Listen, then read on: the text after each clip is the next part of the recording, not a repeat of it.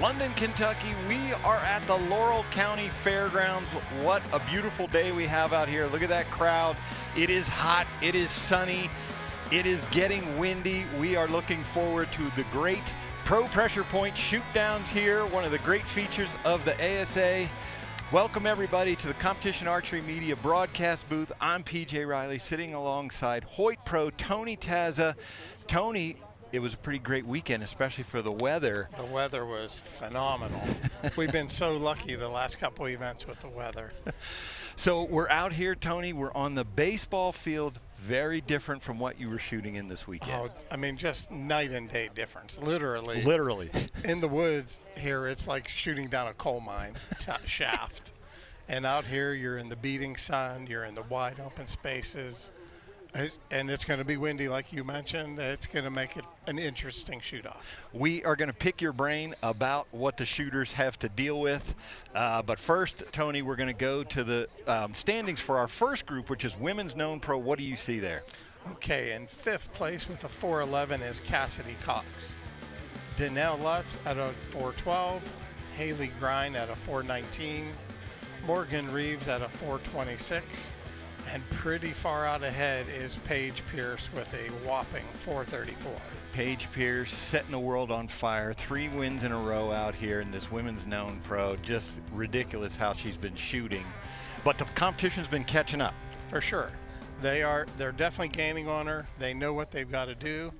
They just got to put it in motion. All right, Tony, we're going to go to the third member of our team now, Brandon Reyes. He's going to bring out our archers. All right, ladies and gentlemen, are we ready to begin? All right, starting with the Women's Known Pro. In 5th place, from Albuquerque, New Mexico, shooting for PSE, Cassidy Cox.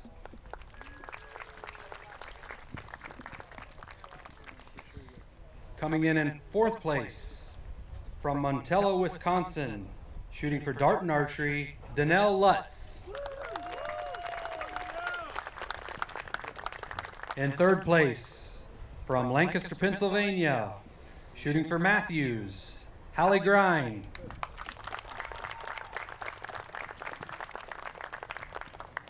In 2nd place, from Natchez, Mississippi, representing Elite Archery, Morgan Reeves.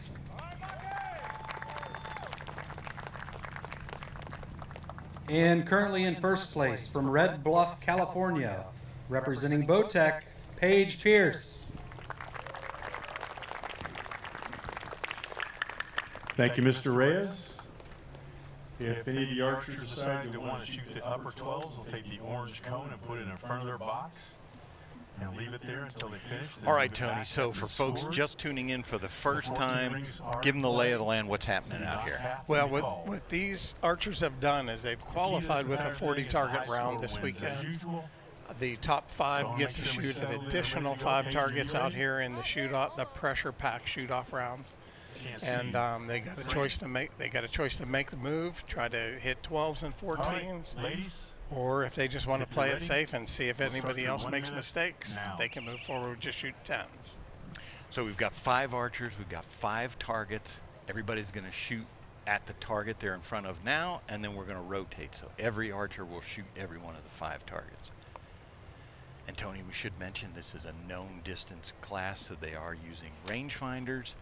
And so as we score the targets, we'll give the distances that they're shooting today. But yeah, you can see the shadows that we're dealing with out there. Looks like Cassidy went for a 14, and I think she got it. On that deer, yeah. Yeah. We're looking at a coyote there, just Okay, right. first up for our leader, Paige Pierce, currently at 434 with 21 bonus rings. On the Buzz box, and our range official.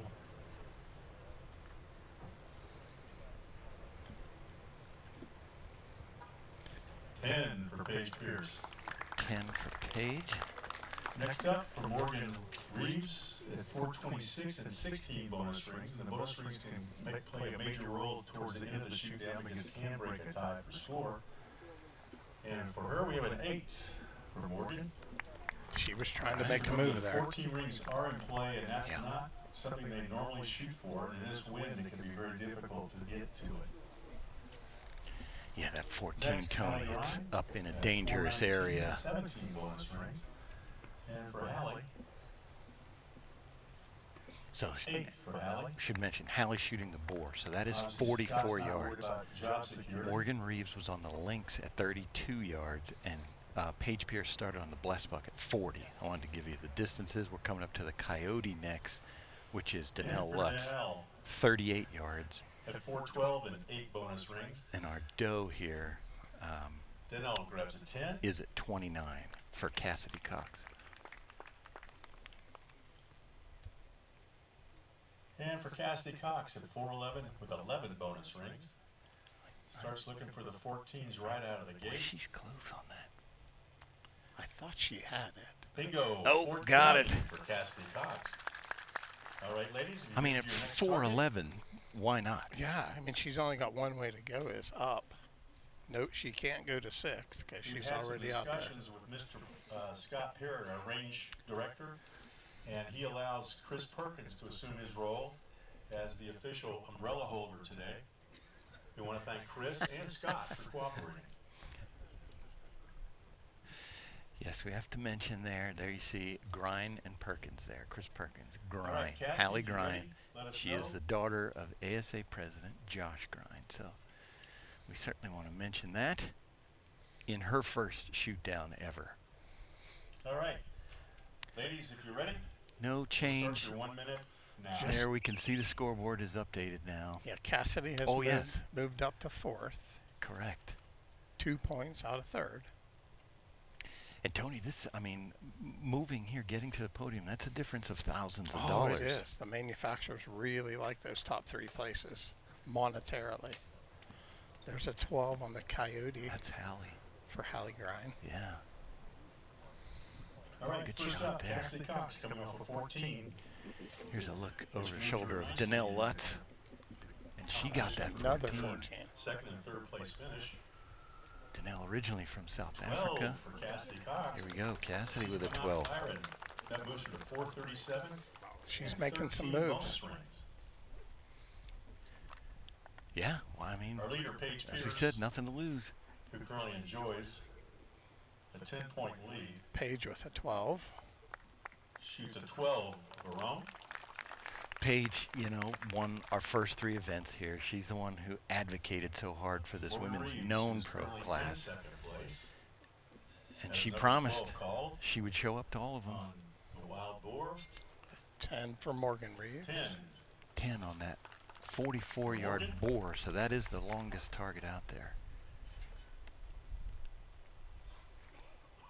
Next for Hallie Grine on the Coyote. Comes Hallie. Survey says 12 for Hallie. 12 for Hallie. 139. Hallie works as a boat tech at Lancaster Archery And Supply. for Danelle Lutz, who also called Go for into the 12 shop there. on the grazing She will doe. help you with your bows. And we have a 14. Another for 14. Danelle. Yeah, that doe at 29 yards. Yeah, they're definitely liking All that right, down. Yeah. so let's look at it now.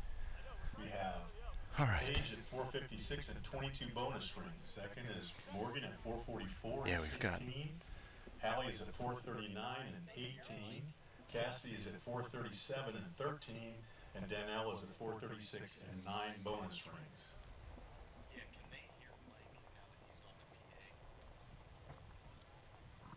All right.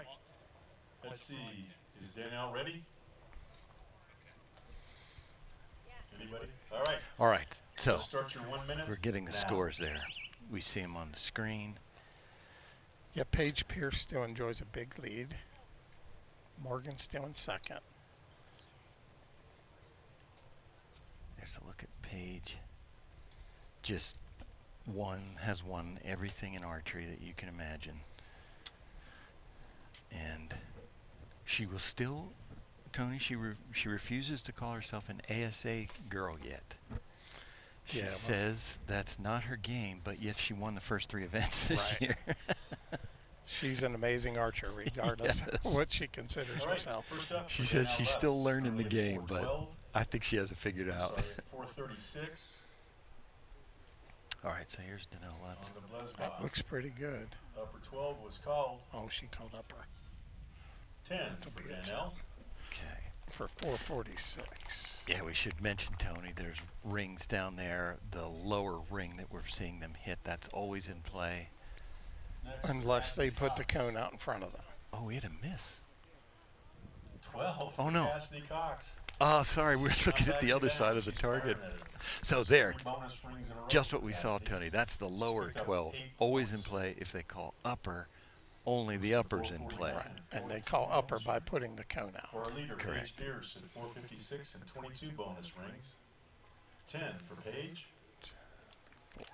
460 for Paige. So 10, Tony, that's kind of par. That's what we consider that. In her situation, I mean, she should just go out and shoot 10s. Unless somebody puts on a big challenge or hits a bunch of 14s, Morgan. Right. it's going to be tough for them to close that gap. That was a 10 for Morgan. Now we're coming around to Hallie Grind on the dough. She did not 10 shoot at the for Hallie. 14. All right, ladies, move to your next target. So, All let's right, see looking at what the we board. have here. Get our scores updated on the screen. There we go. Okay, 466, Paige Pierce. It's like Morgan there's Reeve. now a tie for third. Yes. Yes, Hallie Hallie Grind, Grind and Cassidy Cassidy. Cox. All right, ladies, if you're ready, while we have some technical difficulties over here, we'll start your 1 minute now. So Cassidy Cox shoots a lot of USA archery. That's a different format, 50 meters at a bullseye that they shoot. But she has come out to play this ASA game. And just a couple weeks ago, she won a gold medal in the team round at the last World Cup. I forget what country they were in, but it was somewhere in Europe. She and Danelle were on the same team. Paige hits the coyote. Yep, hits a 12 on the coyote. That 38-yard coyote. Now we got a good breeze kicking up here, Tony. Okay, first up, Hallie And Grind. that breeze can really change Oh, things. man. too. 15 bonus rings. All right, so Hallie on that blessed buck, 40 yards. I think she's going to take an 8. Yep. 8 for Yeah. Hallie. All right. Next up is Those going to are be the Danelle 4. Lutz, who's at 446. 57. I'm sorry, Morgan Reeves. Morgan's up, and she's at 454. Morgan Reeves on and the links. 16 bonus rings. Currently holding Ooh, on she's for not going to Boy, like that's that one. a solid second place lead. She 8 does catch an 8. 8, though. for Morgan. 462. 462. Our leader, Paige Pierce, 466 and 20. There's a good look at Cassidy Cox. And we want to see what she has here. 12 for Paige Pierce. So that is Cassidy Cox, actually, on that boar. That 12 I'm sorry, was that is for that was Cassidy. Again? That's 14, 12, 12, 12. Wow. 14, 12, 12, 12 for Cassidy Cox, Tony. I mean, That is All right. She is making a move there from 5th. 12 for Paige Pierce. 12 for Paige puts her at 478, correct? yep. And Tony, I For mean, Morgan Reeves, we have oh, let's get Morgan's score an here. 8 for Morgan.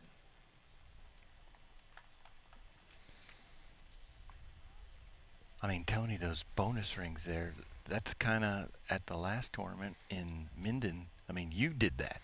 12, 12, 14. You were just hitting them all. Yeah, I tried to put a All put a right. move on, but Before we do the next arrow, It just anyone fell within- short. Anyone within 10 points of our leader would be eligible for a But final that just arrow. shows you, I mean, However, this she was particular time in the last page place, is and now locked she's that right door. there Yeah. fighting for a Right now in podium first place position. is Yep, Paige she's at in third at the 478, moment. Yeah. 23. with Second, 1 to go is in Morgan Reeves at regulation. 462 and 16 bonus rings. And third now is Cassidy Cox So at we have 461, only 1 point behind. It doesn't look Only like one anybody's bonus going to ring make the behind 6th Morgan arrow second unless place. something major happens. Yes, Tony, let's talk about that. We shoot 5, and then And Danelle There's a special one at the end. Yeah, if anybody's within 10 points of our leader, they go to a 6th arrow. You know what you got to So, do. Gotcha. Everybody's trying to get to that 6th arrow.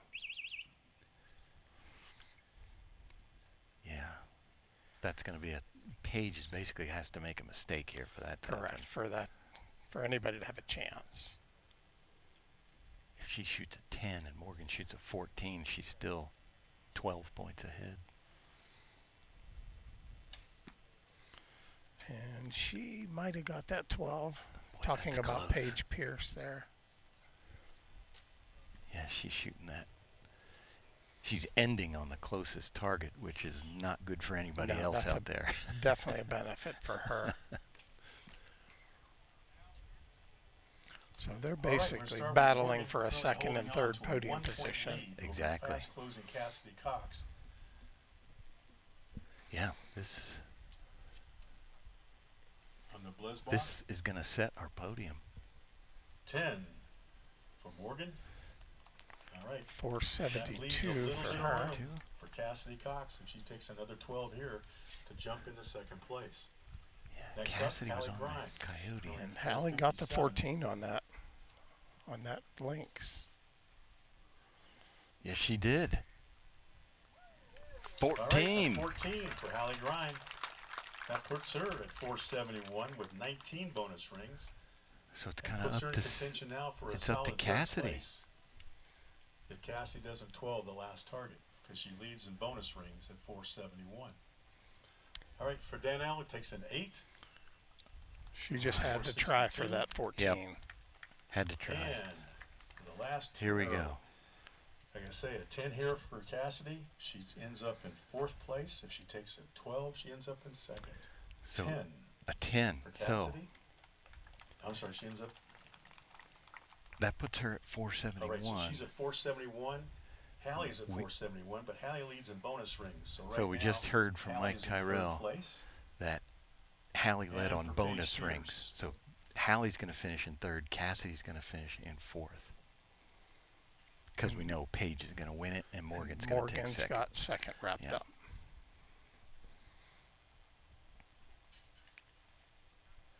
But did she get that 12? She really has Why a not? close one. There and she she is. got it. Paige Pierce, just to put an accent point on it. Our Yes. champion is Paige Pierce at With a 490. 490. Second is Morgan 490. Reeves. 3rd is Hallie Grimes. 4th is And Cassidy so Cox.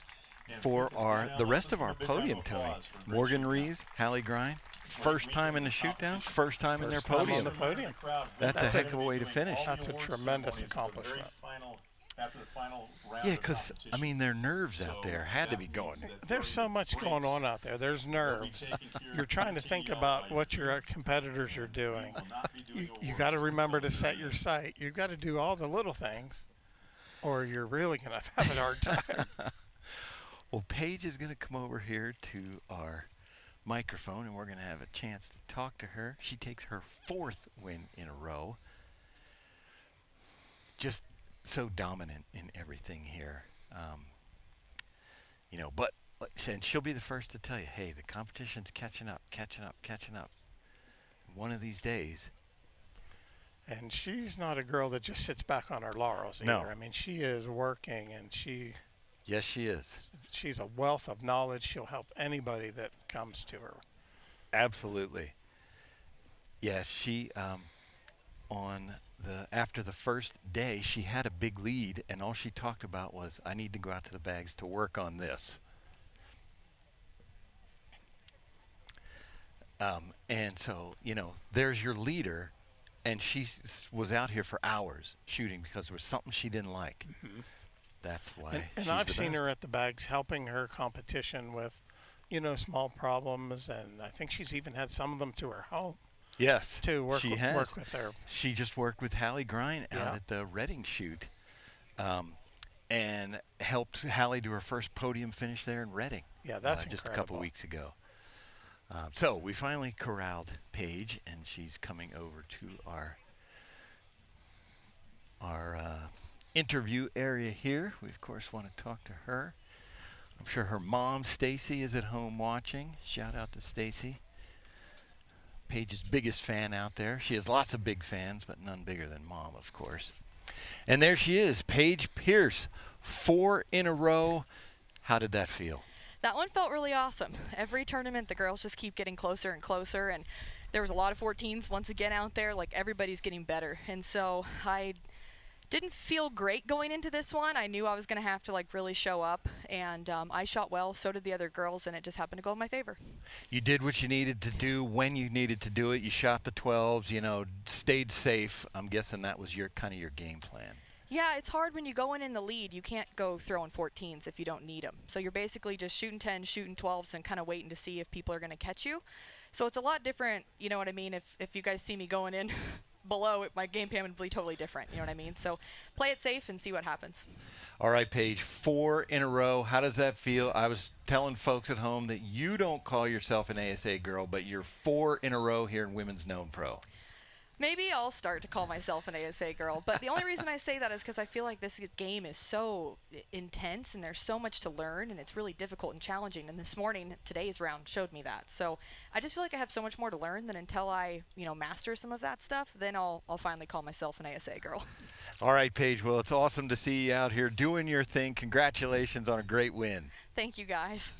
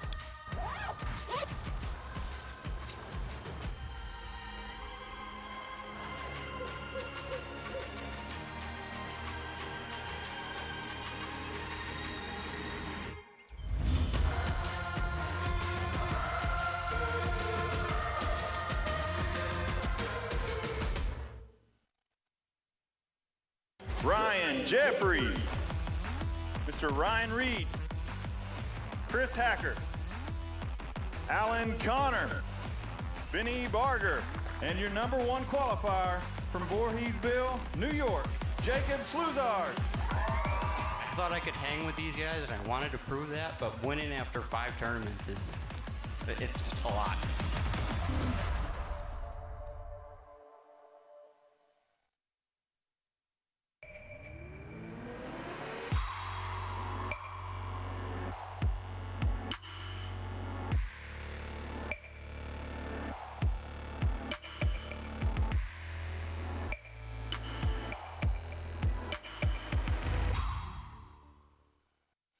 Number 1 qualifier in the women's shootdown, Sharon Wallace. Your first place qualifier, Jeff Rainey. Your number 1 qualifier, Miss Cara Kelly, Mr. Levi Morgan. That's Mr. McCarthy.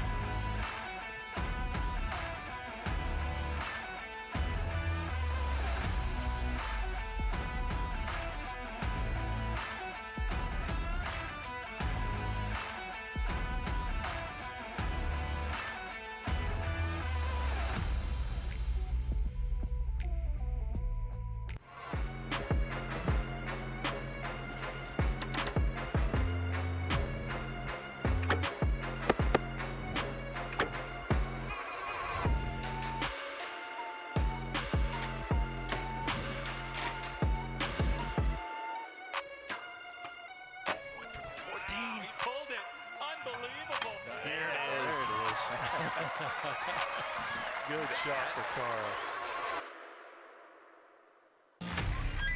Yeah! Elite is the world's most advanced and accurate archery experience.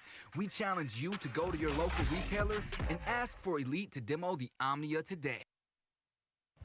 CBE, that's custom bow equipment. I'm talking about field tested, podium proven, Wow, what a match. premium archery accessories. Check out the full line at custombowequipment.com.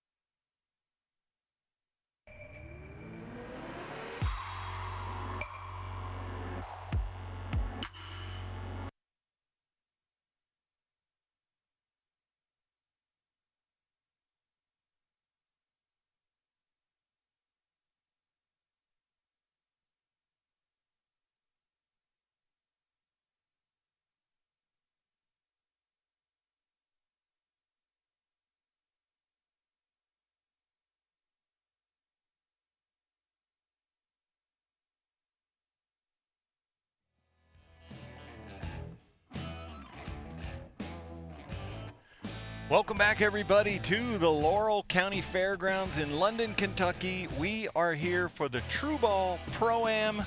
We've just seen the Women's Known Pro. Next up, Tony Tazza, we have the Senior Known Pro that these folks are coming out. This is a 50 and over class. Let's show these folks the standings of where we are for today's competition. There we go. Run through that leaderboard there, Tony. Okay, the Senior Known Pros have a very familiar face at the top. Tim Gillingham shot a 421 this weekend. Kevin Beach is in at 418, as is Chad Hilburn in at 418. Mike Hulbert Sr. is 417, and Randy Morocco 421. I mean, 5 points from first to fifth, Tony. This is going to be a horse race. This is going to be a tight battle, and there's going to be a lot of moving and shaking. All right, we want to get right to the action. Brandon Reyes, bring out our archers. All right, ladies and gentlemen, here are the contestants for the Senior Known Pro. Coming in at 5th place from Columbiana, Ohio, representing Matthews, Randy Morocco.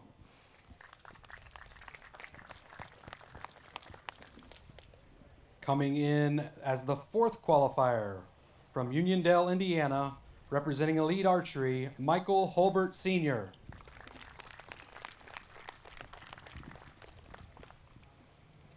In 3rd place currently from Wapanucka, Oklahoma, representing Elite Archery, Chad Hilburn.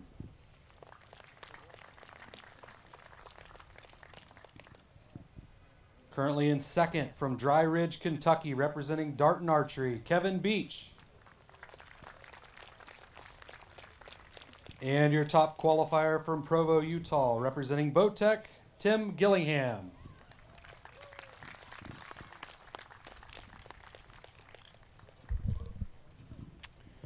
All right, here we go. All right, Round Tony, 2. as you mentioned, Senior the Known hammer, Pro. Tim Gillingham. You shot against him many, many years. I took a lot of second place finishes to that guy. And he is trying to be every bit as dominant in this class as he was in the unknown Senior Pro. Yes, he is. Yeah, he switched from, he did shoot in regular Senior Pro, which is unknown class, and now he's over here in the known distance because, as Tim has always said, he doesn't like archery to be a guessing game. A yardage judging contest. All right, gentlemen. I'm sure you heard him iterate that many times. Oh, man. Orange cones. If everybody's ready. So, but, We'll start your 1 you know, minute one of the great now. things about this being a new class as well, this is our 2nd new class of the year. Kevin Beach, Chad Hilburn, Mike Hulbert Sr., all first time. Randy Morocco won our first 2 events. And there's that triple look we Oh, get. yes. That is such a cool look. That is lanes 2, 3, and 4, what we're looking at here. And so we can see the archer, you know, Kevin Beach, Chad Hilburn, and Mike Hulbert Sr. That's what we're looking at left to right. So we can see exactly where their arrows are hitting. And it looks like Mike got a 12. Tim might just, or that was Chad. who's Chad in the might be middle. just underneath that.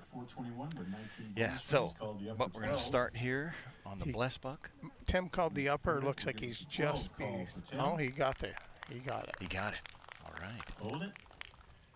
Oh, no. Scott Parrott is changing his mind here. There you go. You He's had the got a call, 10. Tody.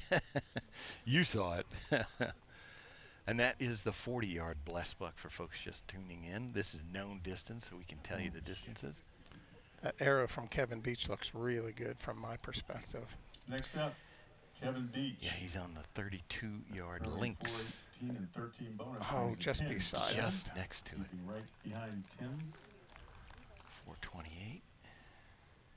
We've got Chad For Chad Hilburn. Hilburn. Also at 418. with only 10 Wapanaka, bonus rings. Oklahoma. That's a called name. he called the upper and hit the 10. lower. I hate when I do that.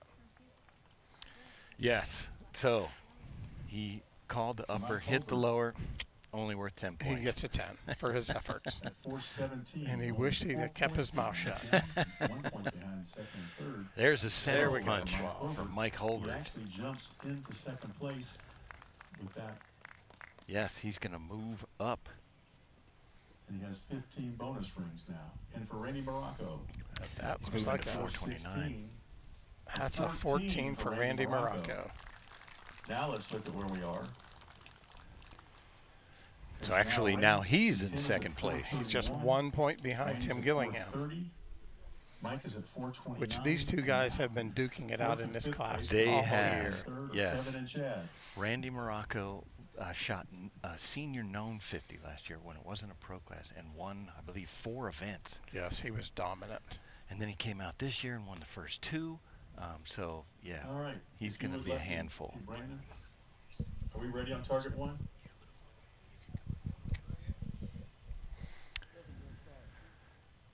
There we see.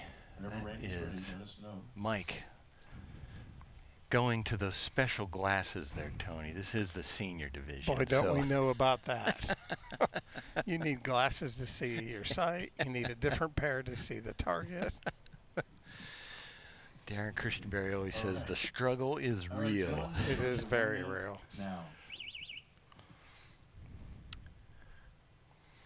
So as we mentioned, Tim Gillingham, our leader, Randy Morocco now in second, Mike Holbert in third. There's a We good- completely flip-flopped the board. There's a good look at Michael there, and I think he just missed Oh. the 14. That's going to be so close. There's Kevin Beach at full draw. Boy, that's a long hold. Yeah, Tim and Randy haven't shot. Randy calls the upper and hits it. Yeah, Tim hasn't shot. Tim There he hit the goes. 14. Oh, gee. He wants to keep that lead, BJ.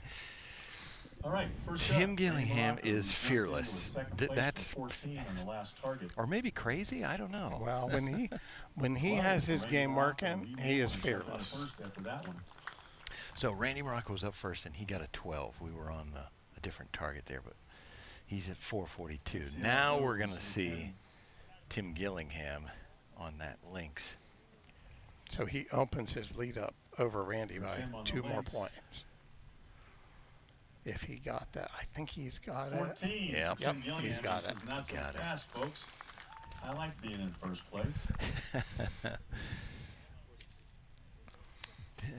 Next up, Kevin Beach. He's not afraid of anything. If he needs to do it, he'll shoot at it. 10 But for here's Kevin. Beach. He's got a 10.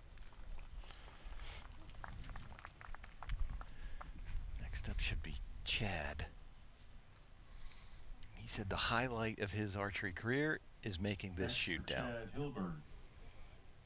12 for He's Center got a punch. 12. Back into contention after falling into fifth place.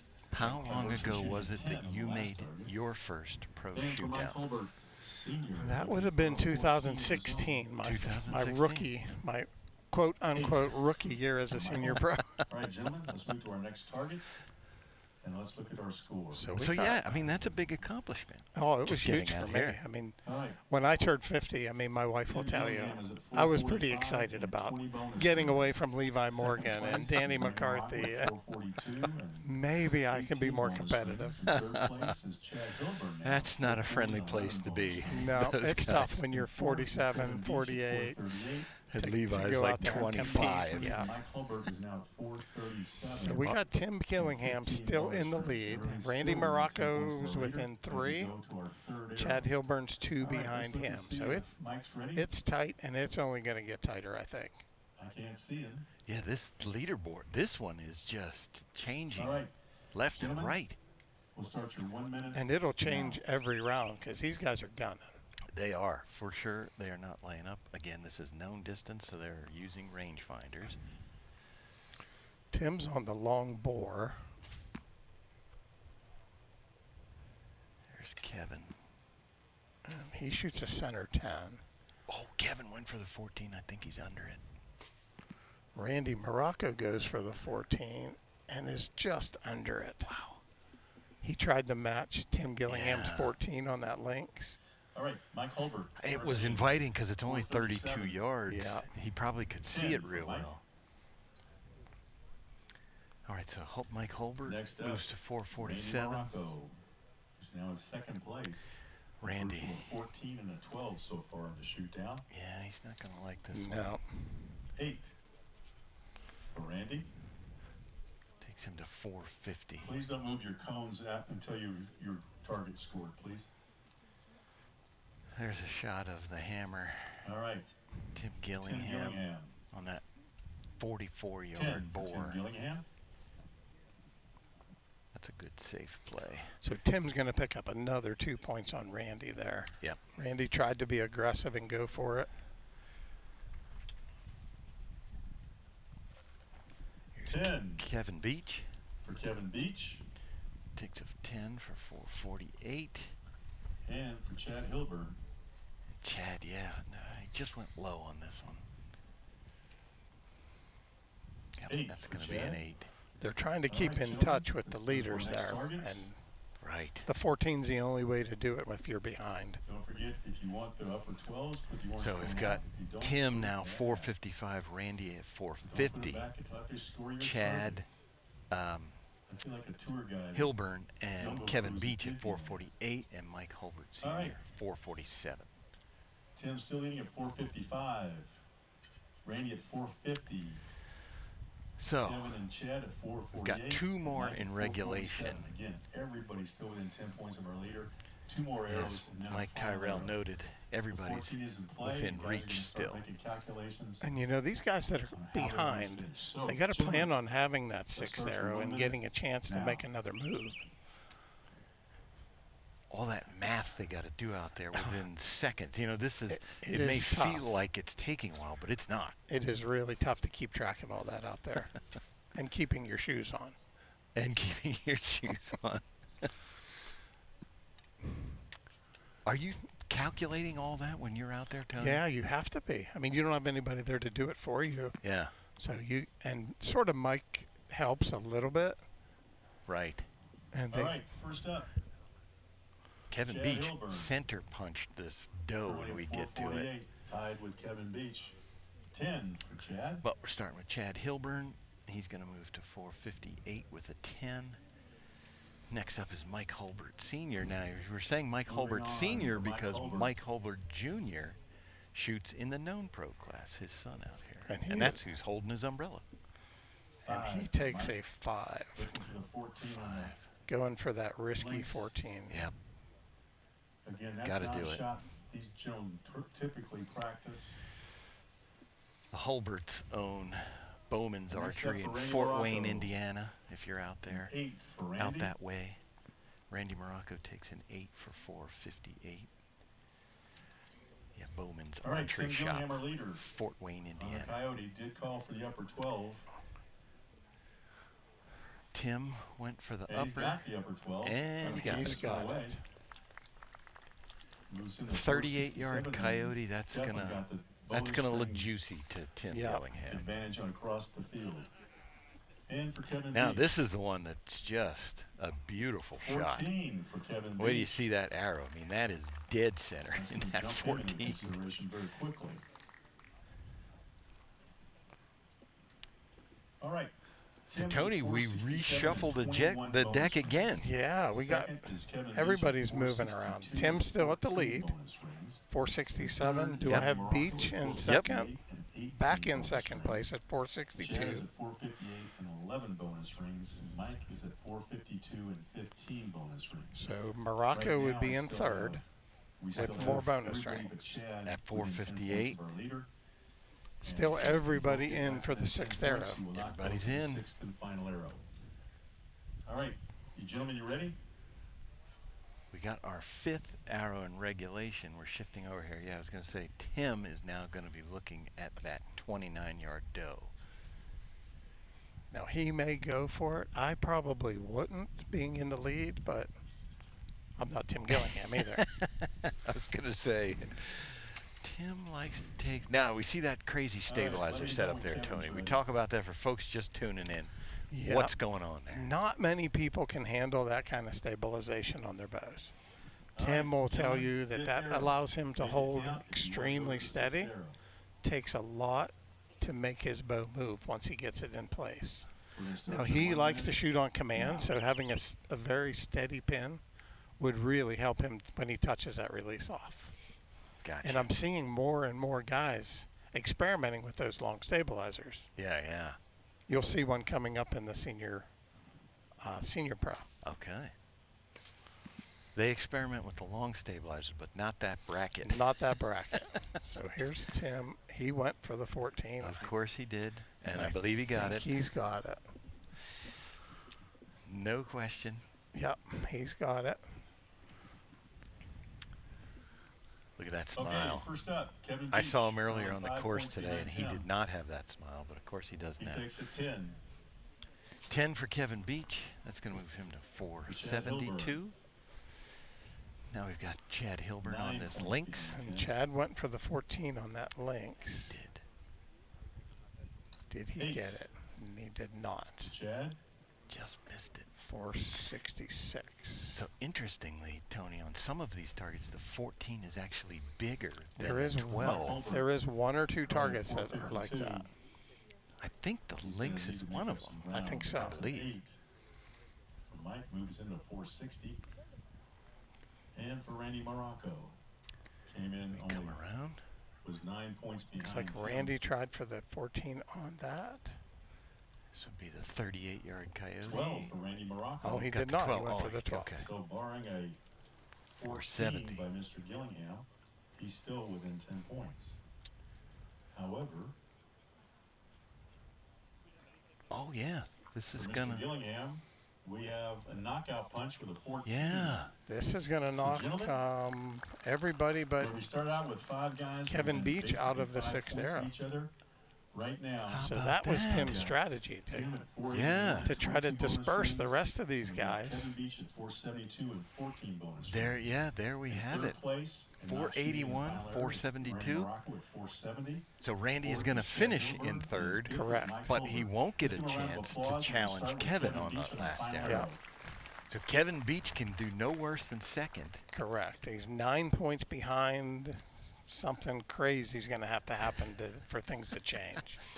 So, Tony, so what happens now is we have our last chance archery, last chance arrow. And I'm looking out there, and it is everybody's favorite target, the Wolverine. The Wolverine. It is the smallest target in ASA.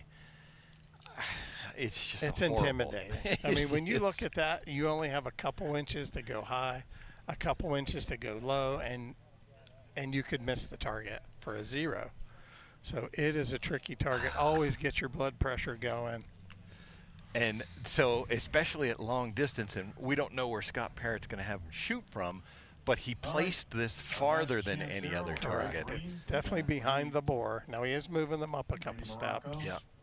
I'm sorry, Kevin Beach shooting first, currently at 472. He's coming up. 9 points behind our leader. You're a ground judger, Tony. He moved We're up giving no about time to judge. 10 yards Yeah, ish. 12 maybe. 12 maybe, okay. Yeah. Maybe 10 of Tim's 10 steps. of And Tim we'll start in steps. 1 minute now. Just kidding. So we know that boar was 44. Again, The, if you want the if you want Wolverine the upper is strong, farther, but they move the moved orange up, one in so it's front of you. probably in Right. that 40 range. Yeah, I would say probably slightly under 40. And so this is one of the unique ones. We've got that dual color there. It's super dark on the bottom, light up top. That kind of runs through the scoring rings. How do you aim at this target? Well, there is a little like armpit right there in the 10 ring. Yeah. About where the black line goes across, there's a vertical line, which is the armpit. Okay. And I like to go for the upper on this target. Gotcha. So you can sort of hover around in that armpit just above the black line. That's where the upper 12 hits or lays. So yeah. Kevin, you ready? Gotcha. All right. Well, let's see. So Kevin gets a bonus arrow here. He probably doesn't have expectations of trying to catch Tim. Right. But he gets to show off for another arrow. Why not? Called. Kevin will start your 1 minute now. This is his second shoot down this year, Kevin Beach. And then after this shot, we may get to see Tim show off a little bit too. I would expect.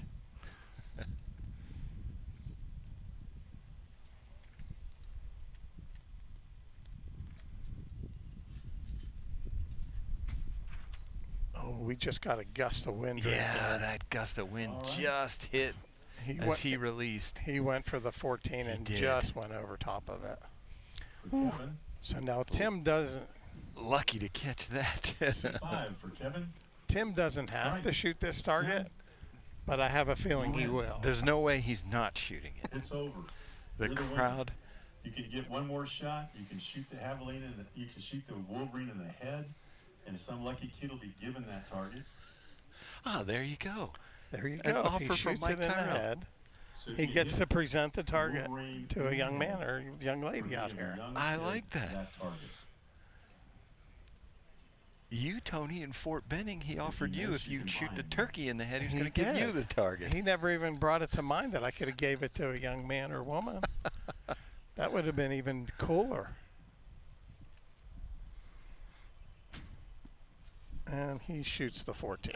Oh, I don't know if he heard it. He didn't. Mike Tyrell's laughing. Sorry, kids. Uncle Scrooge just decided to go for the 14. He did shoot the 14. I don't think he heard Mike Tyrell. Congratulations, Tim. You're our champion second. Kevin Beach. Third is Randy Morocco. Fourth, Chad Hilburn. And fifth is Mike Hulbert. He hit that guys. 14, though, on the Wolverine. That is a heck of a shot. He pretty much center punched it. Yeah. That's great. Tim will make it up to some young kid in another way. That's right. If he'd have heard Mike. Yeah, I don't think he heard him. He's probably just standing out there. Knowing him, he's so focused. Yeah. He doesn't pay attention to anything.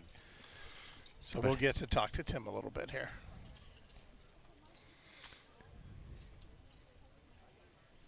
Tim has to duck to get under our canopy there because he's about 6'10". And so there he is, Tim Gillingham, finishing out with the big win there. How does that feel? You know, it feels pretty good, actually. Just like the last tournament, I just couldn't get anything going. I wasn't even on the leaderboard this morning till I think halfway through, and then I launched all the way at first. So, you know, it's new bow year. New birthday year, so I trying to decide which one's hurting me the most. Well, one thing about you, Tim, this is Tony, by the way.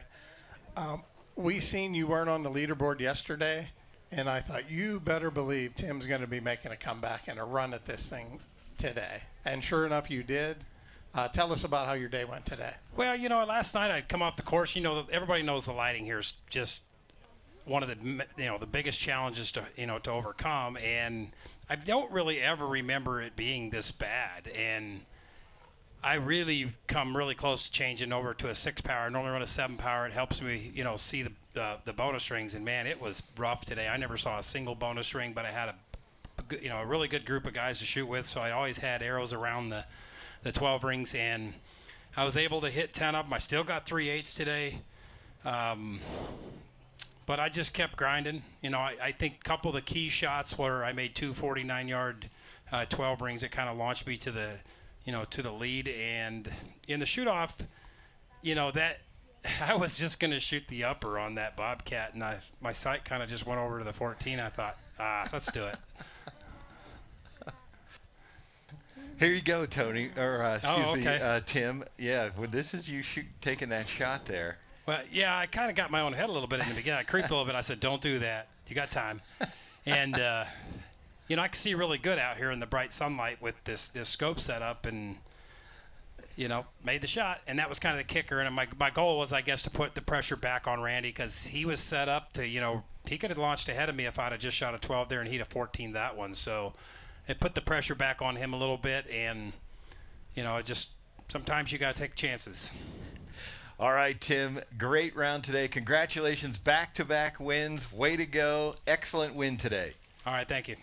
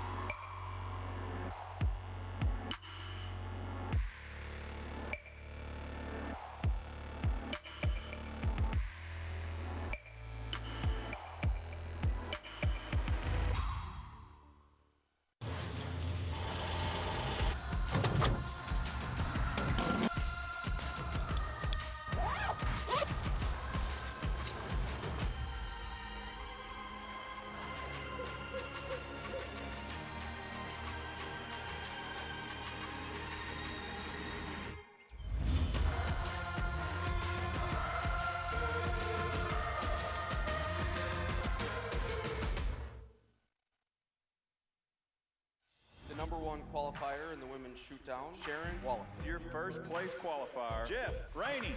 Your number 1 qualifier, Miss Cara Kelly. Mr. Levi Morgan. That's Mr. McCarthy.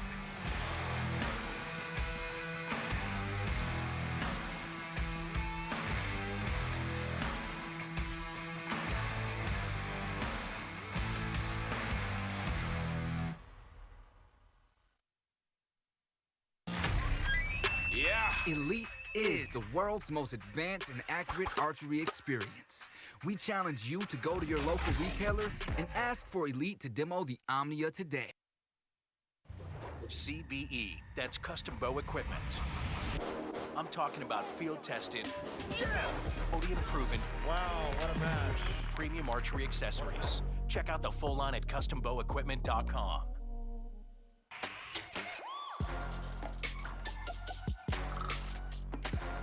Oh, what a shot. He got it.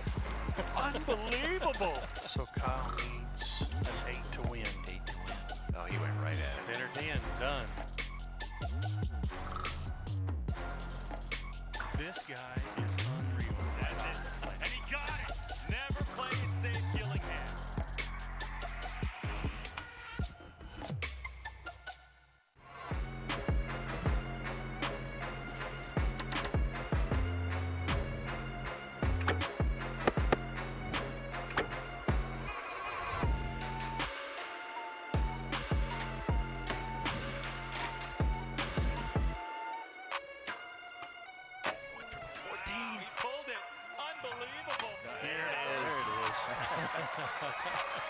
Good shot for Cara. Bow hunter Vinny LaSelva explains why he shops at LancasterArchery.com. I'm a patient man in the woods, but when it comes to shopping online, not so much. That's why I choose Lancaster Archery Supply. They make it easy to order all my archery gear, with thousands of the newest and finest products right at your fingertips, ready to ship to your front door. Here's your order, Vinny. Or tree stand. Hey, depending on where you're hanging out, you might even get it before you get home. For all your archery needs, shop LancasterArchery.com. Brian Jeffries, Mr. Ryan Reed, Chris Hacker, Alan Connor, Vinny Barger, and your number 1 qualifier from Voorheesville, New York, Jacob Sluzard. I thought I could hang with these guys, and I wanted to prove that, but winning after 5 tournaments it's a lot.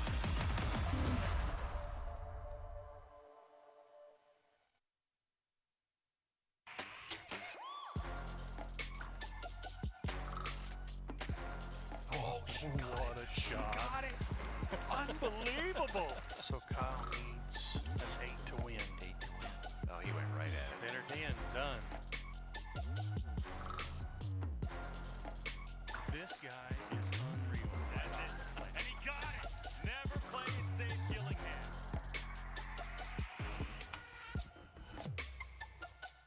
Bow hunter Vinny LaSelva explains why he shops at LancasterArchery.com. I'm a patient man in the woods, but when it comes to shopping online, not so much. That's why I choose Lancaster Archery Supply. They make it easy to order all my archery gear, with thousands of the newest and finest products right at your fingertips, ready to ship to your front door.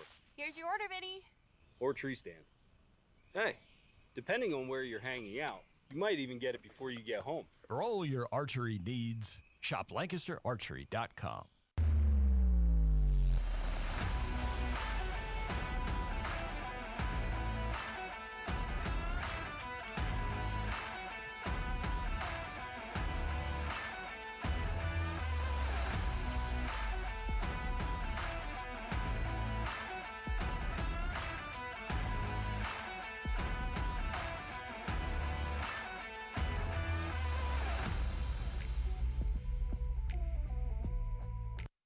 Number 1 qualifier in the women's shootdown, Sharon Wallace. Your first place qualifier, Jeff Rainey.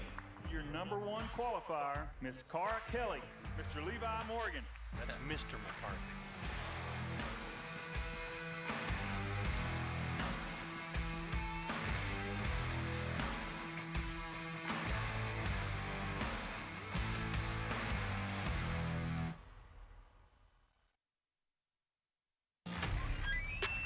Elite is the world's most advanced and accurate archery experience. We challenge you to go to your local retailer and ask for Elite to demo the Omnia today. CBE, that's custom bow equipment. I'm talking about field tested, podium proven. Wow, what a match. Premium archery accessories. Check out the full line at custombowequipment.com.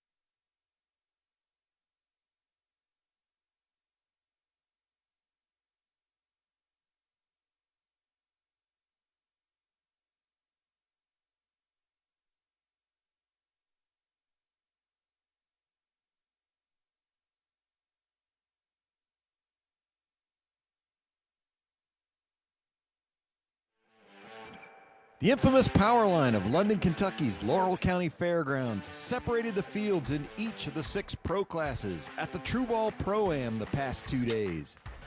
Many archers struggled to find the bonus rings in the unforgiving lighting and terrain. Others found a different gear and climbed to the top of their respective divisions. Now it's time to break out of the woods and hit the baseball field for the Pro Pressure Point Shootdowns. Who has the mettle to shoot through the nerves and take home the title of ASA champion? Let's find out right now.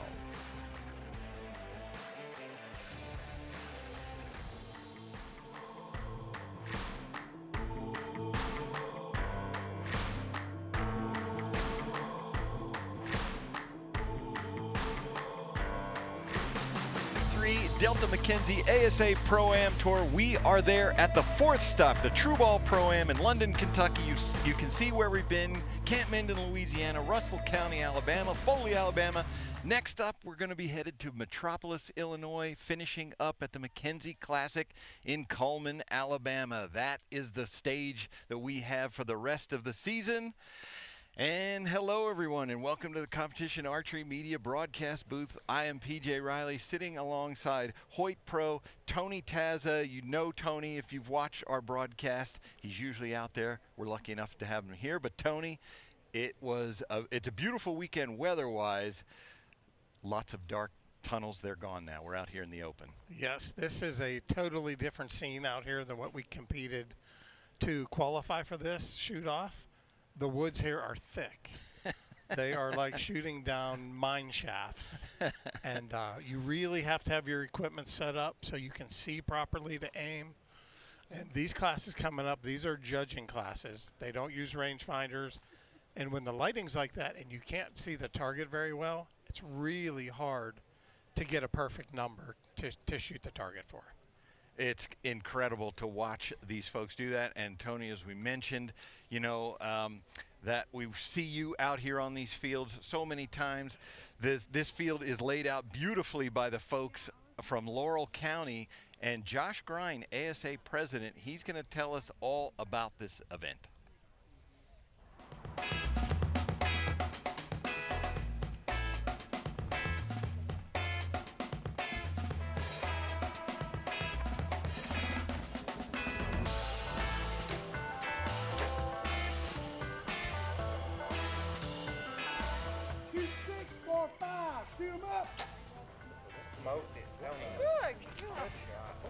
Who's going to shoot for me this weekend? He is. We are in London, Kentucky for the 4th stop of the Delta McKenzie ASA Pro-Am Tour. And this is the True Ball Pro-Am. And so this marks, we've completed halfway. The Shooter of the Year contests get tight and things really start to ramp up towards the end of the season here. We're in Laurel County at the Laurel County Fairgrounds, which is in London, Kentucky, and the people here are fantastic. From the tourism department to the fairgrounds to the local archery clubs, we have a lot of help. These lanes are very well maintained for us throughout the year, so we get to come in and kind of just get started with things. Tourism department in London, they're holding a big concert. Sammy Kershaw is going to be in town on Friday night, and so they like to just pull out all the bells and whistles, and they really do welcome the archery community. You'll see coming into this place, there's signs everywhere. The hotels have signs up. So the support here in London is spectacular. Good luck, Johnny Bug. Good luck, man. We see you. This is the infamous power line. This is the best venue we have all year. If you ask any of the archers that have to shoot on it, that is clearly a joke. The thing about the power line that makes it unique is that, as you see down the center strip here, it's wide open. The ranges run off of this. And so a lot of it, you've got a lot of backlight. Some of the stakes you've got light on the stake, and it's very dark inside the hole as you look down some of these as you walk through. So there's no conformity to lighting anywhere on here, so it makes it very challenging for the shooters. What do you think, young man? I don't want to hear my number. Yeah, we're expecting a great turnout this weekend. We've got 1,300 people pre-registered. So on site, we have several hundred people that tend to register right before they shoot or before the team shoots. So we're very excited about attendance this weekend, as well as this kind of marks the beginning of the summer. So we see the return of a lot of our younger shooters, our Eagles and Junior Eagles that are getting out of school, wrapping up that school year, and so they're joining us back on the tour, and so we welcome them back and are excited for them to be here. So mentioning Shooter of the Year, one of the interesting things to watch in London is Levi Morgan. He is one of the ones leading the pack in the Open Pro Shooter of the Year. And this particular venue, he has kind of embraced this power line. So a lot of shooters, they hate this. Levi's embraced it. So out of the 15 years that we've shot here, Levi has podiumed 13 times. He's won this event 9 times. He's got second 3 times, and he got 1 third place finish. So that will be something to watch this week as these do become more important as it pertains to Shooter of the Year. From going from the power line to this wide open, bright sunshine, you know. One of the things that makes London unique, because we've got the power line, which has, you know, such tricky lighting. If you make that top 5, so Saturday night we take the top 5 shooters in each of our 6 pro classes. They participate in the Pro Pressure Point Shootdown, but that actually takes place over on a baseball field on the other side of the campus here, which has very different lighting because, as you can imagine, in the middle of a baseball field with the lighting right above you just adds a very different challenge, and much different than you're shooting in a dark hole here. Hard to see things. Go out there, everything is very bright. So a lot of times it comes down to which archer adjusts the fastest on a lighting change like that. Like it was nothing. Smoked it. Good shot for Cara.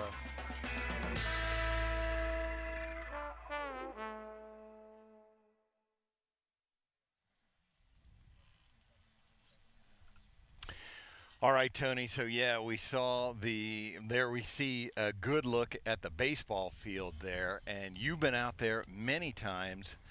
But before we get started, you can see the layout of the targets there. We want to talk about ASA scoring. So the third member of our team, Brandon Reyes, he's going to tell us exactly how the scoring works here. Thanks, PJ. Ladies and gentlemen, if you've never been to an ASA tournament, you need to get here. It's a lot of fun. Most you can have with a bow and arrow. Secondly, you should probably know how to score the targets. This is one of 20 different Delta McKenzie targets we use on the Pro-Am Tour, and I'm going to explain to you the scoring. So any hit with the arrow on the body of the animal is 5 points, and you'll notice there's a bunch of rings, and we'll start with the larger ring that you see here on the majority of the midsection of the body. That scores 8 points with your arrow landing inside of that.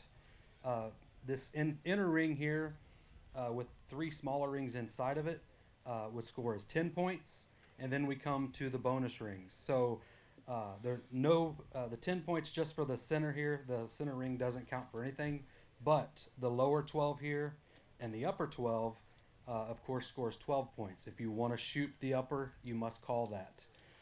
And then we come into the high risk reward and the shoot-offs out here. And that is this 14 ring up here in the corner, where you slightly miss, you could get an 8 or a 5. So it's a high risk, high reward, but you'll see a lot of these archers out here going for it, trying to get on that podium or win the championship here. So there you have it. That's the scoring for what you're going to see here on the range today. All right, Brandon, thank you for that breakdown. Folks, don't go anywhere. We've got the Women's Pro Division coming up next here at the London Pro-Am, the True Ball Pro-Am in London, Kentucky. Don't go anywhere. We'll be right back.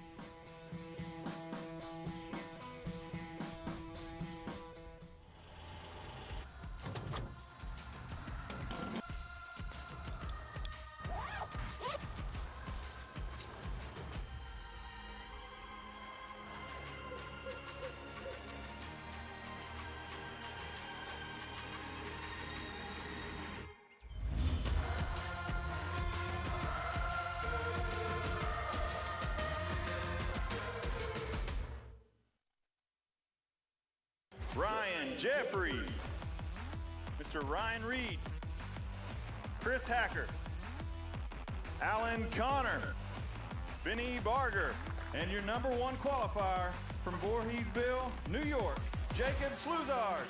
I thought I could hang with these guys, and I wanted to prove that, but winning after 5 tournaments it's a lot.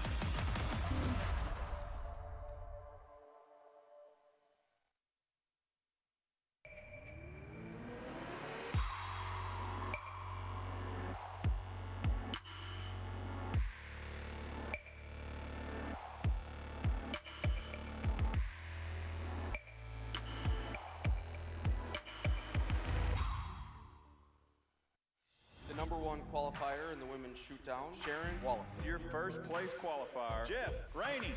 Your #1 qualifier, Miss Cara Kelly, Mr. Levi Morgan. That's Mr. McCarthy.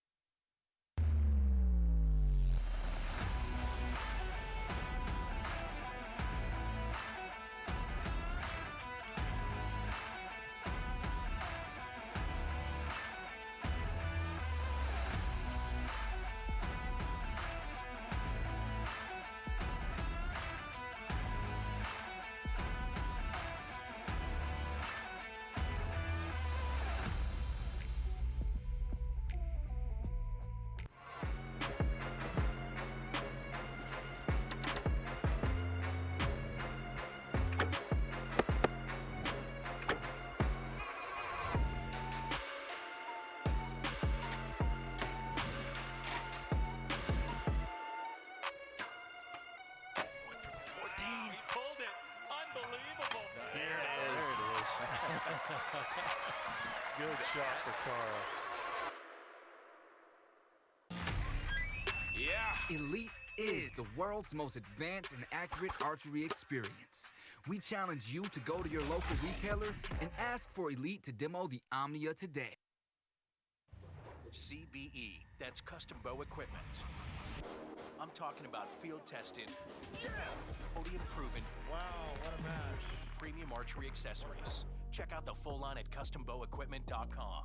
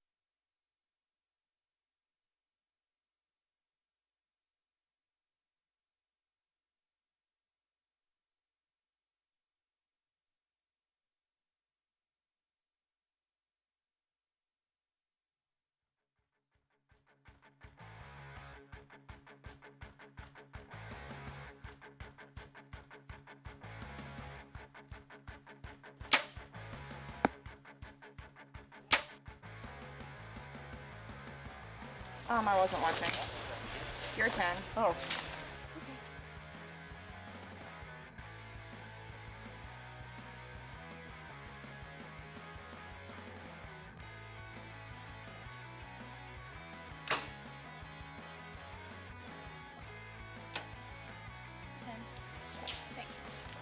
I think your arrow exploded. Or something. Yeah, the arrow's gonna have to go in timeout.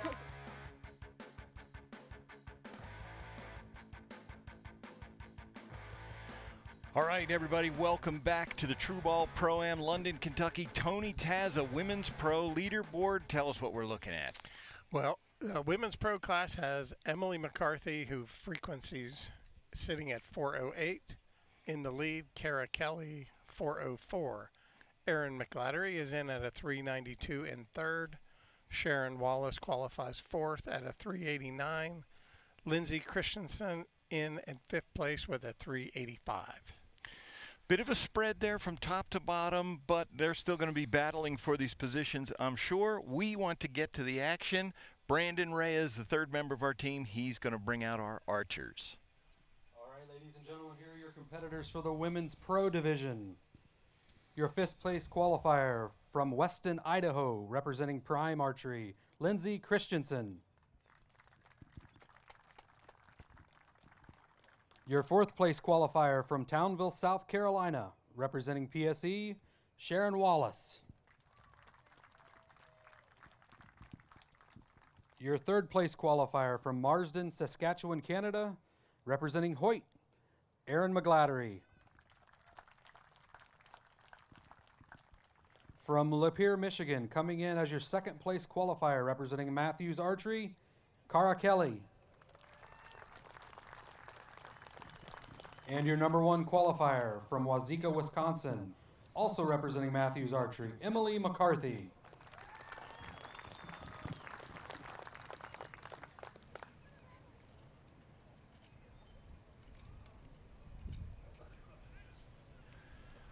All right, Tony, 5 archers, 5 targets. They're laid out here on the field, and this is what we call unknown distance archery. Tell folks at home what that means. That means these competitors have to judge the distance to the targets, not only make the shot at a ring that they cannot see, they have to judge the distance to this target. And at 280 feet per second, if they're off a yard at 40 yards, they're going to miss their spot by 1 inch. At 50 yards, they're going to miss it by like an inch and a half. Yeah. So accurate judging is probably more important than accurate shooting. And these targets, we should mention that the maximum, we don't know the distance. We know the maximum distance is 50-ish. A little wiggle room there. But generally, the maximum distance is going to be 50, so it's out to 50 yards. Correct. And I can see a a battle coming here from Kara and Emily. Yes. These two are quite a bit ahead of the rest of the crew.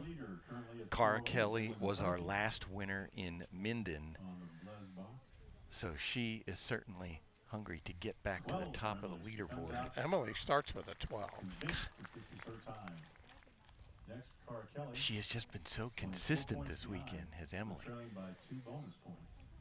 And she gave a little seminar on judging, and she said everybody told her when she came up, the first number she gave was usually right on, and then her process from judging from there, she would talk herself out of that number. So she said yesterday, her first impression, she was going to shoot it. Right. I think she gave a couple lessons in judging this week. She did. So that is, so we know the bore. We don't know the distances. We should mention they were shooting known distance before and just a little while ago, but they have moved the target. Right. They shuffle the targets for fairness, you know, in case people were watching the previous. And there's a 12 for Sharon Wallace. Yes. Yeah, so they moved them around, so we talked about distances before, but now that's out the window because they've moved everything around. 10 for Lindsay. Ladies, if you move to your next target. So that's Lindsay Christensen with a 395. We'll get our, but now the bore is still the long target. Yes. That's the challenging one. So Emily moves to 420, and she last season had several podium finishes, just didn't get to the top.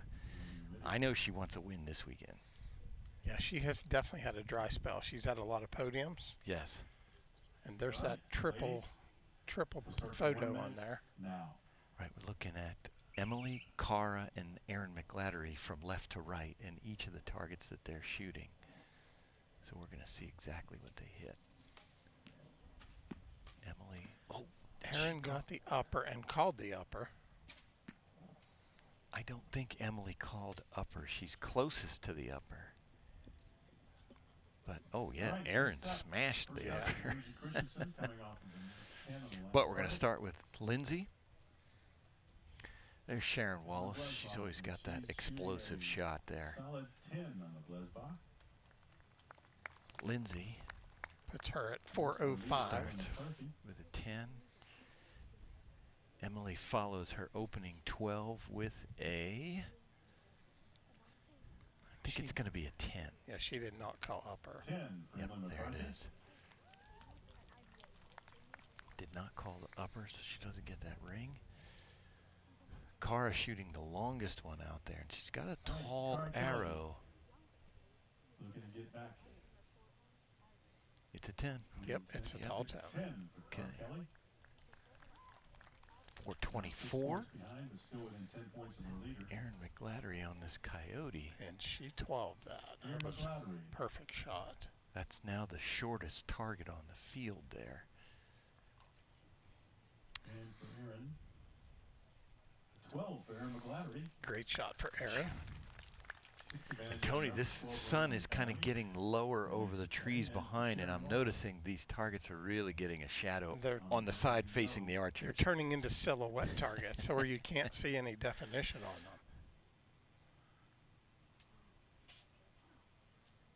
Probably a cloudy day out here would be best. Would be better. I would imagine, yeah. A cloudy day is always better for judging, too.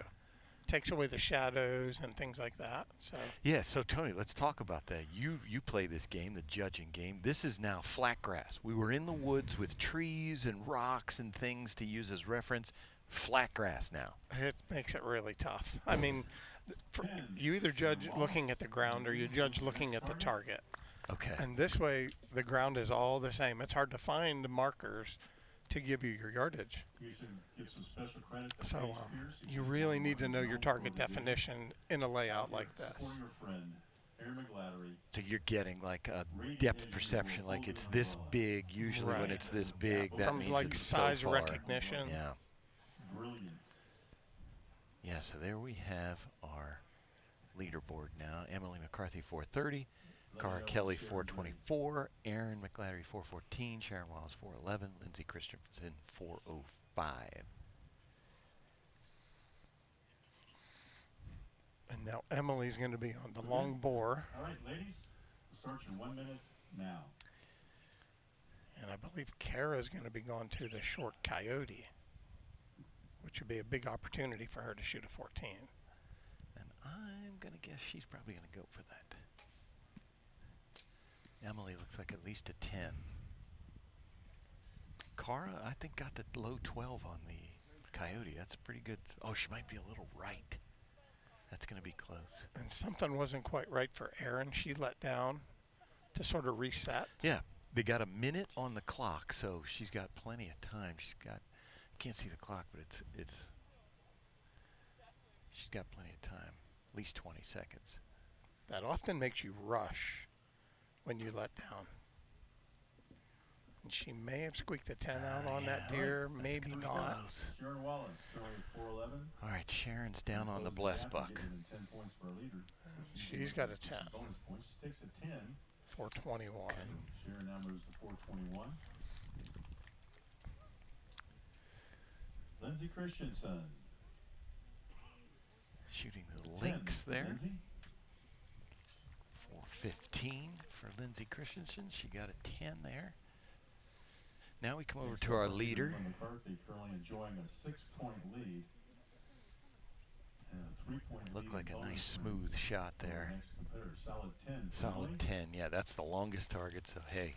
Yeah, And she'll it's- be happy with a 10 on that Absolutely. target. And it's a black target, so it's just, I'm sure she saw nothing. Cara Kelly. Looking at that 12 ring in that coyote. Yeah, this is going to be a close one. I want to That see looks this like a arrow. good shot. Oh, yeah. She's got it. She got it. She's got it. 12 for Cara Kelly. All right. So she's going to climb 2 points closer. 2 points to drop to All right. the first target. 436. And now for Aaron McGladry. So I want to take a look at this target, Tony, and hopefully we'll get a shot down there. So we see the line. There's the scoring line, and then to, well, if we can get a shot at it. To the left of it, that's a core. For Aaron, ladies, move That's to the next not a scoring ring. The scoring ring was to the right of her arrow. Correct. That's a replaceable core that you can, that's, you know, that's what everybody's shooting at. Yeah, You can that's pull the that out. construction of the target. Yeah. Emily, make sure to let us know when you're ready. No, that is not any kind of scoring ring, so. Aaron. Sorry, Aaron. So now there's 4 points between Emily and Kara. And then it drops quite a bit back to Aaron. Yeah. Still sitting in third. Right now.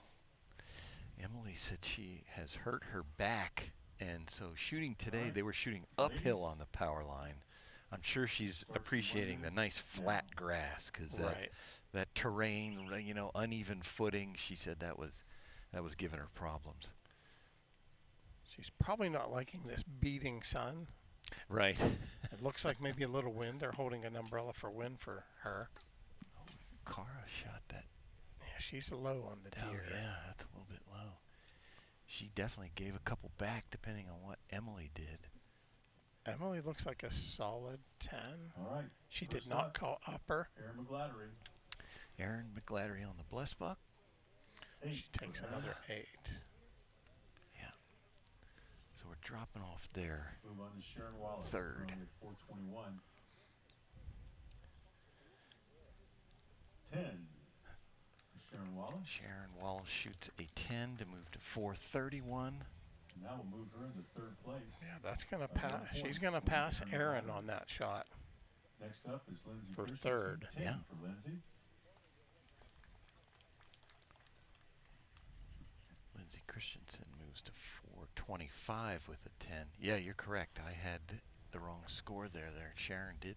And these take a ladies are 1 point lead. really trying to get on in the top 3, which Yes. is what we consider a podium spot. Right.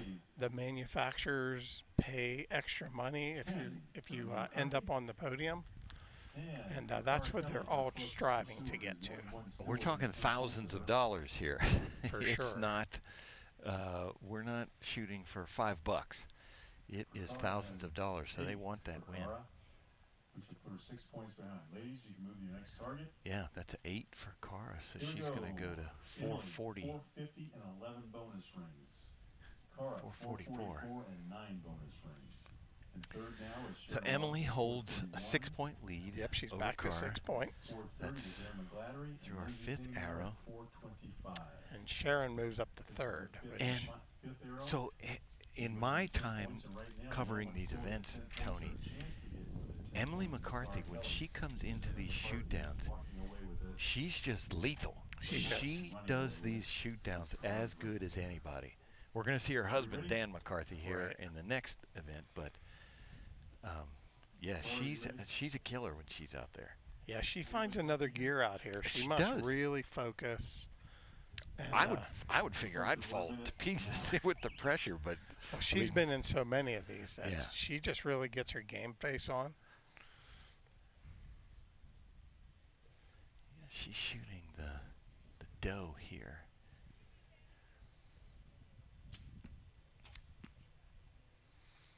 Center 10, safe play. I can't tell if she called upper. Yeah, I don't see her cone there, but I mean, just to stay in the 10 ring there. So Aaron McGladdery had a letdown. And Kara's got a solid 10, so probably no big change there in them first 2. Yeah, Sharon Wallace didn't like her shot. Oh, Aaron McGladdery, that is close. I think she's just a little bit high, but let's see what Cara has here. Cara's on the Bless Buck. 454 for Cara. She's not gaining anything back. And we have Aaron next. She did call the upper. Yeah, she called the upper. She's on the links. Sharon Wallace here with a 10 would move in, would hang on to 3rd place. Yeah, if you watch her at the end, she didn't like it. So for She Sharon is Wallace, not happy with that. No. A 10 for Sharon Wallace. At a 10. That's Oh, center 10. I thought it could have been worse. Yeah. With her reaction. I think she's trying to make some moves there, so that basically, as we talked about, Tony, 10 is par. Right. Basically, you're holding ground. This is Lindsay Christensen. There you go. Great shot. And 437. moving to our leader, Emily McCarthy. Unless she takes a 15 here, we will be going to a 6th and final arrow. Yeah, we will have a 6th arrow here. Yeah, anybody within 10 points of the leader will shoot a 6. And so that looks like it's basically her and Cara. Yep. 6 points separate them. We have our last chance archery, last chance arrow. It is a 6th arrow that we're going to bring out here. 6th target. They have a Wolverine. I see the guys heading for it. So it looks like they're going to bring it out. But we should finish up our podium here. Sharon Wallace is going to finish in 3rd place at 441. Aaron McGladdery in 4th at 440. And Lindsay Christensen at 437. There's that Wolverine, Tony. And that's a mean-looking little thing, ain't it? Yes, it is. That the lighting from that camera there does that way more justice than it deserves, because it does not look like that good at the naked eye. Not with that sun behind it. It just looks like a piece of cardboard out there. There, that's a little better. Yeah, you can see the change the iris there. The former shot, that's about what the archers are seeing. But we like folks to be able to see it.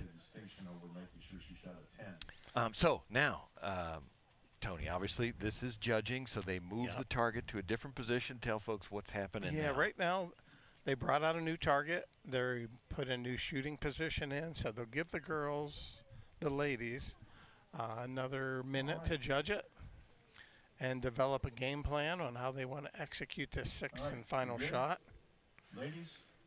So with Emily having a 6-point lead, Kara could shoot a 14. Emily would just need a 10 to win. Right. And Emily also has more bonus rings. So even if somehow they would tie, Emily would win on bonus ring count too. Gotcha. Yep. So for Cara, it's, hey, she's never one to back down, so she's going to do what she can do. We saw her at the end of the video there giving a fist pump. That was from last year. She shot, I forget if it was a 12 or 14. Whatever she shot, she needed it to win, and she hit it. I think it was a 14. It was a 14 on that Coyote. That was to win here last year, so she's going to give it her all if we know Cara. I know her dad's here, and at least one of her boys. She's got 2 boys.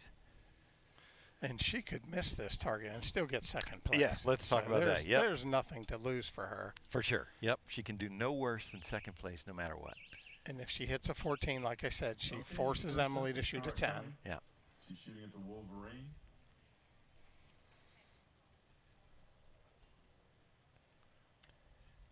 Yeah, that's a good look at what that target looks like. Just that shadow. With that sun coming from behind, it really puts a different look on them targets.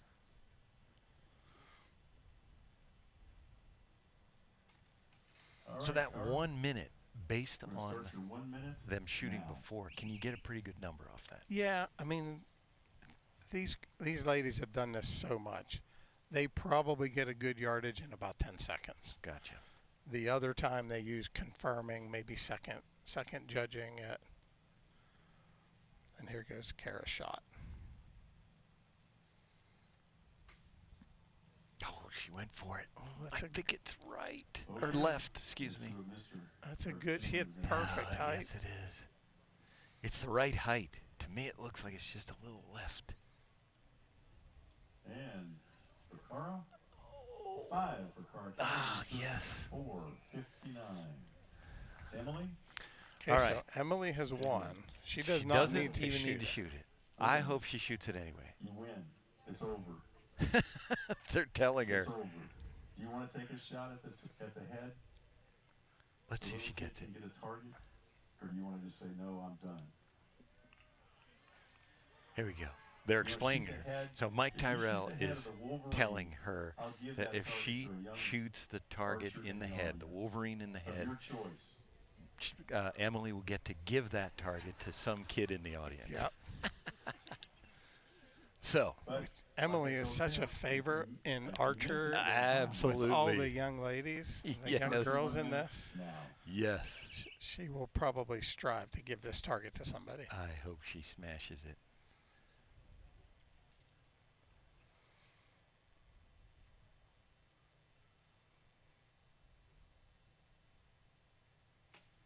Got it.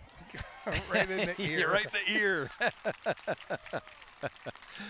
That's what we like to see. Congratulations. Now you have to go pick a lucky young person to take delivery of that Wolverine after the And like we said before, it's been a while since Emily won one of these. I looked at it. It's been 2 years. 2 years ago, she had 3 wins during the season, but nothing last year. And I know she wanted that, so. You can look at that smile on her face and know that she is tickled. So she's going to come over, and eventually, as I said, you can see kids jumping up and down because that's going to be tough. She's going to have to pick someone to give that target to. She's going to make somebody really happy and some other ones not so happy. Oh, yeah. So we're going to have to wait to hear her.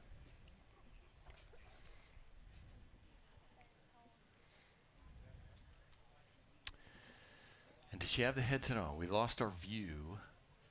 Oh, there we go. There Emily McCarthy, congratulations. First win of 2023. How does that feel? It feels, still can't believe it at the moment. So, yeah, I'm pretty stoked.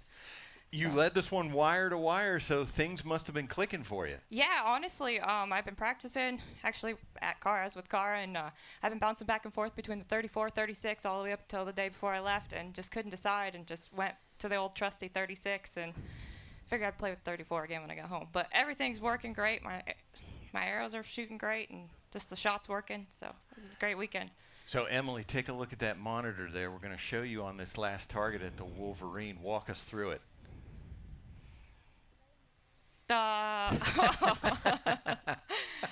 Yeah, well, I added a yard last minute, so I was a little nervous I was going to go over its head. But now you did that. You get to please the crowd and give that away to a lucky kid. Yeah. some lucky kid. That's a fun target to shoot at. Not. And hey, Emily, this is Tony. I've noticed it's been a little bit of a while since you won one of these. Tons of podium finishes.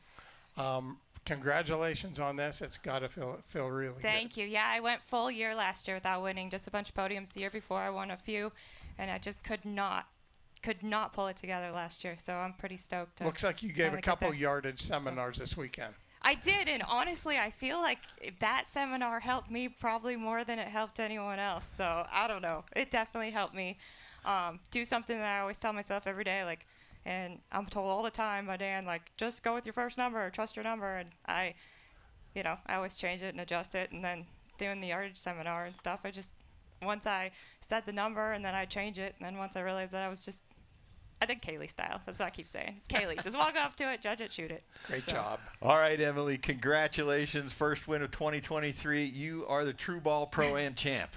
Thank you. Thank you so much, everyone.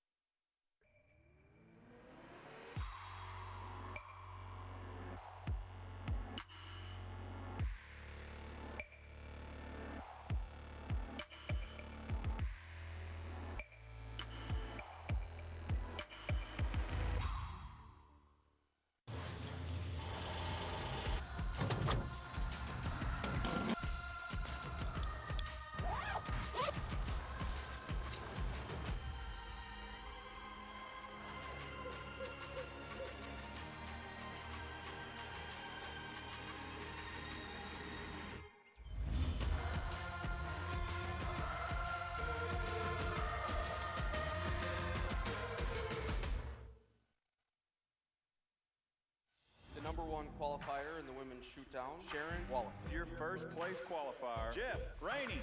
Your number 1 qualifier, Miss Cara Kelly. Mr. Levi Morgan. That's Mr. McCarthy.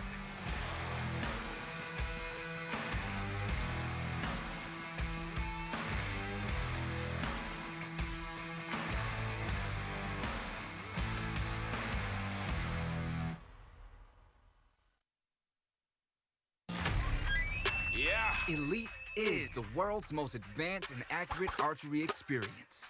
We challenge you to go to your local retailer and ask for Elite to demo the Omnia today.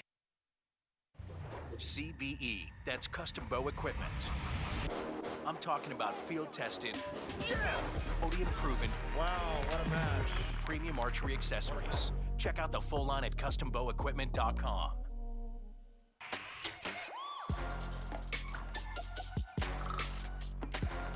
Oh, what a shot. He got it. Unbelievable.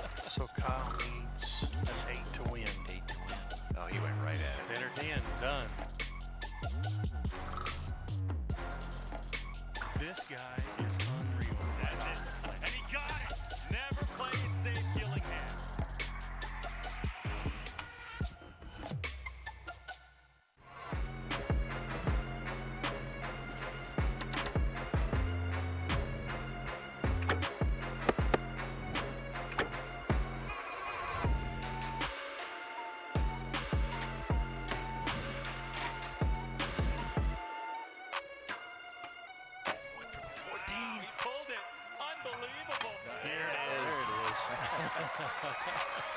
Good shot for Cara. Bow hunter Vinny LaSelva explains why he shops at LancasterArchery.com. I'm a patient man in the woods, but when it comes to shopping online, not so much. That's why I choose Lancaster Archery Supply. They make it easy to order all my archery gear, with thousands of the newest and finest products right at your fingertips, ready to ship to your front door. Here's your order, Vinny. Or tree stand. Hey, depending on where you're hanging out, you might even get it before you get home. For all your archery needs, Shop LancasterArchery.com.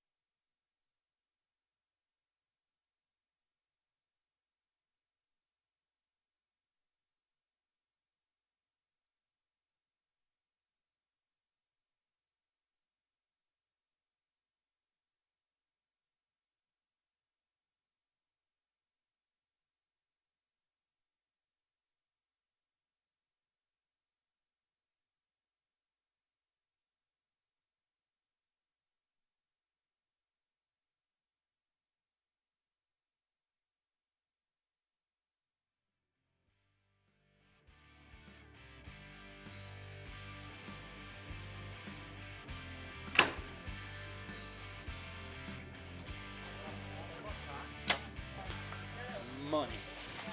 Money. Good shot. Thank you, man.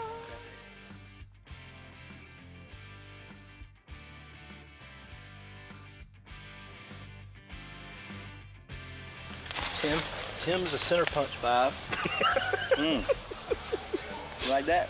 That's right in the middle.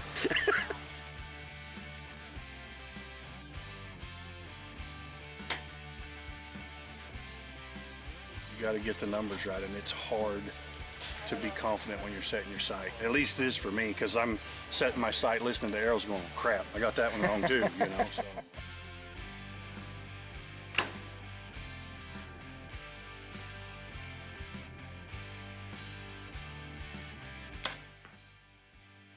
Welcome back, everybody, to the True Ball Pro-Am in London, Kentucky. Tony Tazza, senior pro. There's our leaderboard. Tell us what we're looking at. Well, these are my guys, the senior pro unknown class. Jeff Hopkins is leading again at 4:15. Richard Owens in there at 4:04. Ray Young at 4:03. Fourth place qualifying is Keith Alstrom at 4:01. Darren Christianberry, our own Darren Christianberry, in at 3:99 in fifth. Well, Tony, before we get to the action, I am so glad you're sitting here because we're going to take a look back at our last tournament in Camp Minden, Louisiana at the Senior Pro Shootdown there because it's a good one. Yeah, it is a good one.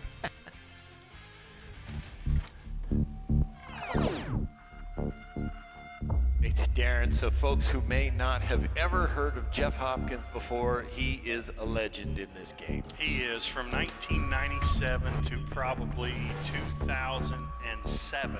Jeff had only lost Shooter of the Year one time to Dan McCarthy. The Senior Pro Shootdown was led by ASA legend Jeff Hopkins, who shot a stellar 26-up score on Friday, followed by an even score Saturday. From Boswell, Pennsylvania, he's a shop owner, he's an investor, he fletches his own lasers. Shooting for Hoyt, Tony Tazza. Benning champ Tony Tazza was the closest competitor to Hopkins, but needing the round of his life to close the 13-point gap between them. And that's exactly what Tony shot, going 12, 12, 12. He called up 10 and 14 on the 5 targets on the final range. He got it. 14. He shot the 14. Are you went kidding for me? it. For the 6th and final arrow, Tazza was just 1 point behind Hopkins. Everyone in the building knew Tony was going to shoot at that 14 with his final shot, and so the room went dead silent as he took aim. Tazza's shot broke, and the arrow hit straight left of the 14 for an 8. Hopkins only needed an 8 to win, but following the theme of the night, he crushed the 12 to take his second win of 2023. Yeah, I'm ready to go back to the farm, get on the tractor and plant some corn and do something else because that was a little stressful out there. But good, hats off to everybody. But Tony shot phenomenal out here. And typical Tony. Tony usually does shoot pretty good. So yeah, great round yesterday and held it together today. And you know, this game is ups and downs and all around. So it's a fun game, but that was a little annoying out there right there.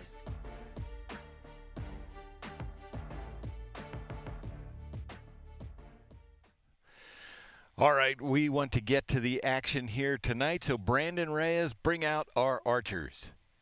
All right, here's your competitors for the Senior Pro Division. Your 5th place qualifier representing Elite Archery from Spencer, Indiana, Darren Christenberry. Your 4th place qualifier from Waxhaw, North Carolina, representing Elite Archery, Keith Ahlstrom. Representing Matthews Archery from Rockport, Indiana, Ray Young.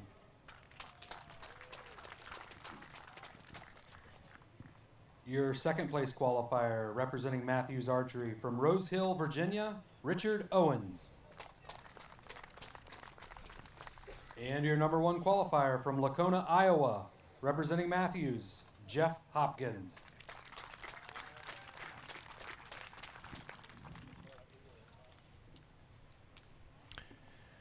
All right, Tony, there he is, Jeff Hopkins. We saw that rewind there. You know, you don't like to root against anybody, but I have to say, I wanted you to hit that 14. Boy, oh boy. I would have really liked to see what happened if I would have hit it. But we will never know. That's right. So the way this lines up, Jeff's got a big lead. If he does what he's supposed to do, hit 10s, yep, he's going to be just about untouchable. Unless somebody gets on a roll. There's a good look at Darren Christenberry. If you watch our broadcast, Darren usually sits here in the booth with me, and he is out there, and we are excited for him because this is what he's supposed to be doing. And he's going to be getting more and more of these shoot-offs. He's got Yes. this left-handed thing figured out. He has been working on his game. Yeah, he switched from right-handed all his life to left-handed, and now it is working for him. He just wasn't working. We've got a little bit of wind happening there for a second. Yeah. And it's dominating the bonus rings this weekend. So Jeff's in with a 10. Yeah, Jeff Hopkins there. 10 for Jeff Hopkins. Nice. He's got his son Scott working the umbrella for him. Who is 11 points. Scott shoots in the Open Pro division. Richard called upper. Boy, he's close to it. Boy. That is. So, Tony, we always talk about this. You know, these are foam animals. Foam is pliable. 10 for Richard It's a 10, but this is not like punching a hole in paper. He looked like he was stretching the line, but not quite touching it. Yep, and that's the key. You have to touch it, which he just missed it, so he's going to take a 10 for 414. And we have Ray Young. This is his 2nd shoot down this year. 12. And he's got himself a 12. That actually jumps him into 2nd place now. 11 years a pro is Ray Young. Only 10 points. Probably the quietest guy on the tour. He is a man of few words, that is for sure. Great guy. Keith's changed his medication. Seems to be doing really well for him. Keith Ahlstrom. 10 for Keith. Just to the right of the 12 for a 411. I think Darren Christenberry made a very bad calculated risk. He gave up his MC job over here with Cam, and the replacement's doing a much better job. 10 for Darren Christenberry. 10 for Darren. Moves him to 409. Mike Tyrell giving him a hard time for making the shoot down. For bailing on his responsibilities. Huh? We're happy to have you here, Tony. I know you'd rather be out there right now. These are your guys. Only one place I'd rather be at this moment. Okay, let's see if Darren's ready yet. So Jeff maintains his 11-point So he wants to lead. stay out there and not come back and do his other job. 10, Ray actually We'll start your gained 1 minute 1 point, now. so he's He got a did. 10-point lead on Ray. He 415. hopscotched over Richard. Yeah, And Richard's even got his lucky shorts on out here. he does have his lucky shorts on. Just look at Keith Ahlstrom. I just love his glasses. Just above there, flips them down. Needs some magnification. I give him a hard time about that. Pretty good 10 for Keith.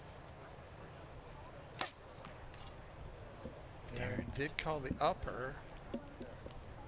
On that bless bucket, Tony, we've been talking about. Man, they're I just. think he's All right, too high. Darren Christenberry currently at 409. It's just getting so hard to see. 8 for Darren. 8 for Darren. Take him to 417.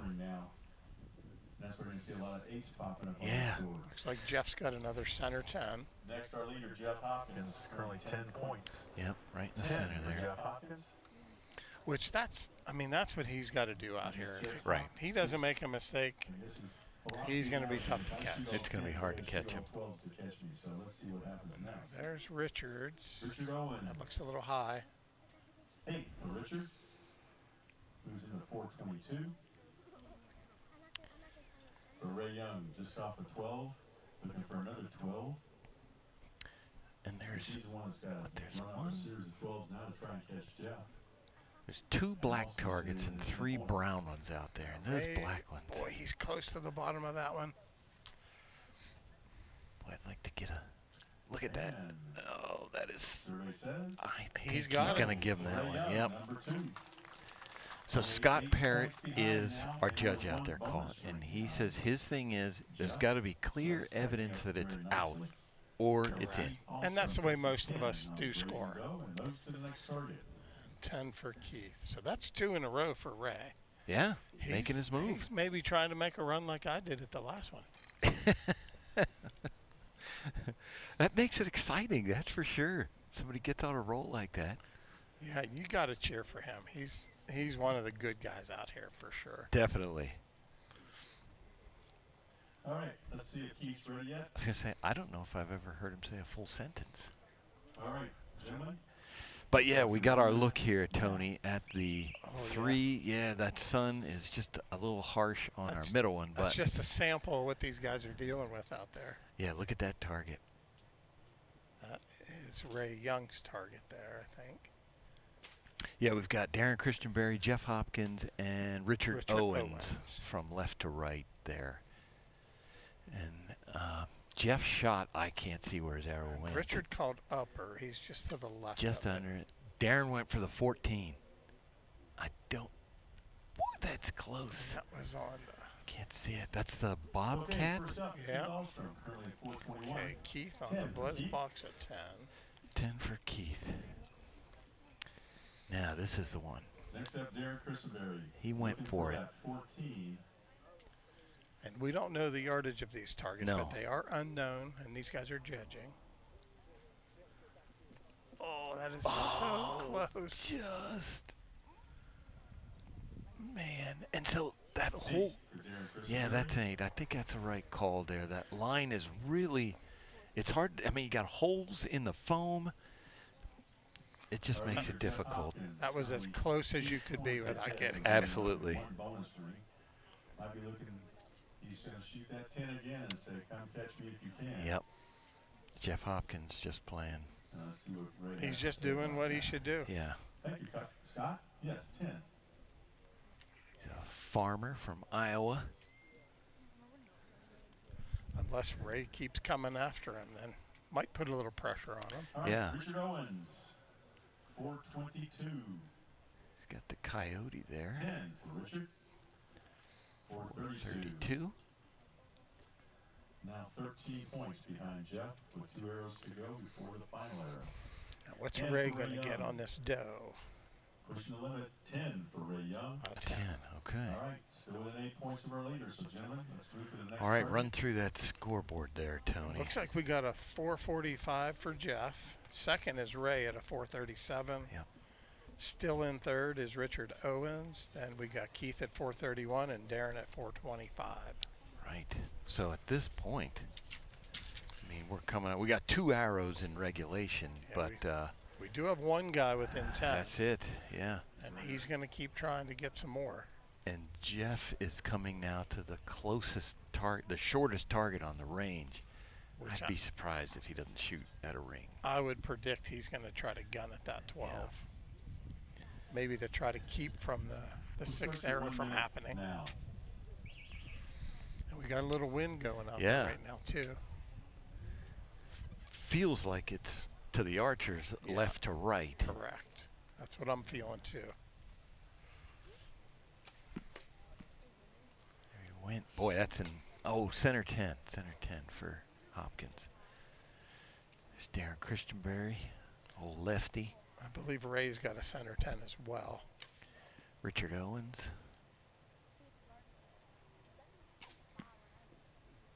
That looks like a good upper. I think he called upper too. He normally goes after them uppers. Yeah. So we've got Ray. So there's Ray down on the blessed buck. Look at his shot. Within 8 points of our leader. And Ray. A good solid 10. Ray Young. Okay. 447. Next, Keith Alstrom. Keith center 10. For Keith, we have a 10 for Keith Alstrom. 441. For Darren Christenberry, still looking for that 14 ring. Don't think he liked that. He didn't like that too. That's the longest target out there. And he's going to take an 8. That's 3 straight 8s. In Vegas, you're making a lot of money right now. 433 for Darren Christenberry. Now Jeff, he's got a good safe 10 there. Yeah. Takes him to 455. He still holds on to an 8-point lead. So when we see Jeff shoot again, which we will, he's shooting a bow called a Matthews Phase 4, which is primarily known as a hunting bow. Oh, a 12 for Richard Owens, yeah. Only 11 points behind. So going into the his lucky shorts paid off. His lucky shorts got him. So he's trying to track down Ray Young now. Yep. He wants to get there. They all want to get on that podium. So there you see Jeff's bow as he was walking there. It's primarily a hunting bow. Primarily would be considered one, but he shoots it out here. And that's what Richard Owens is shooting as well. Oh, he's shooting the Phase 4 as well. Big long stabilizers on there. Gotcha. Okay. Yeah, so that just shows you, you know, it's a bow labeled a hunting bow. That doesn't mean you can't shoot it as a target bow. And we should mention, you know, ASA, there's classes out here for everybody. If you're 5 years old, if you're 90 years old, if you like to shoot open setups, hunting setups, recurve, crossbows, barebow, crossbows, whatever. You know, ASA's got a place for you divided by age division and everything. And so come on out by all means, because these are a lot of fun. Did you notice those rear stabilizers on Richard Owens? I did. It's getting contagious out there, I think. It is. They had to be 27, 28 They're inches. 30s. They're 30s. Oh, man. They're almost as long as his bow. That was... I believe that was Ray Young. Yeah, on that was Ray. On the links. I just can't see anything on that bore. But whoever it was went for the 14. I can tell you that because it's tall. And it looks like they went for the 14 on the Coyote. Trying now. Trying to do something. So on the He's blessed got buck. a 12. Here we go, Richard. He's moving. He's trying to get into that last arrow. Yeah, he is. And if I think I saw what Jeff shot, he is. I think we're going to have 3 in our final. 6th and final arrow. This is Keith Alstrom Keith on this. the long bore. Yeah, he went for it. Oh, man, Oh, that is wow. close, but just a little wide. So close. Just a little tall, actually. Yep. There's Scott Parrott, turns around the 8. That was a good effort. For sure, on the longest target on the field. I mean, that's half a yard. He's trying to get there. on. He's trying to get in that last arrow. Next up, He is. number 1 in everybody's hearts. Darren tried for another 14 and came up a little light. Yeah, a little low on that Coyote. We have a winner. That's 4 8s in a row. Mike talking about how that would play in Vegas. Thank you, Darren. You made my day.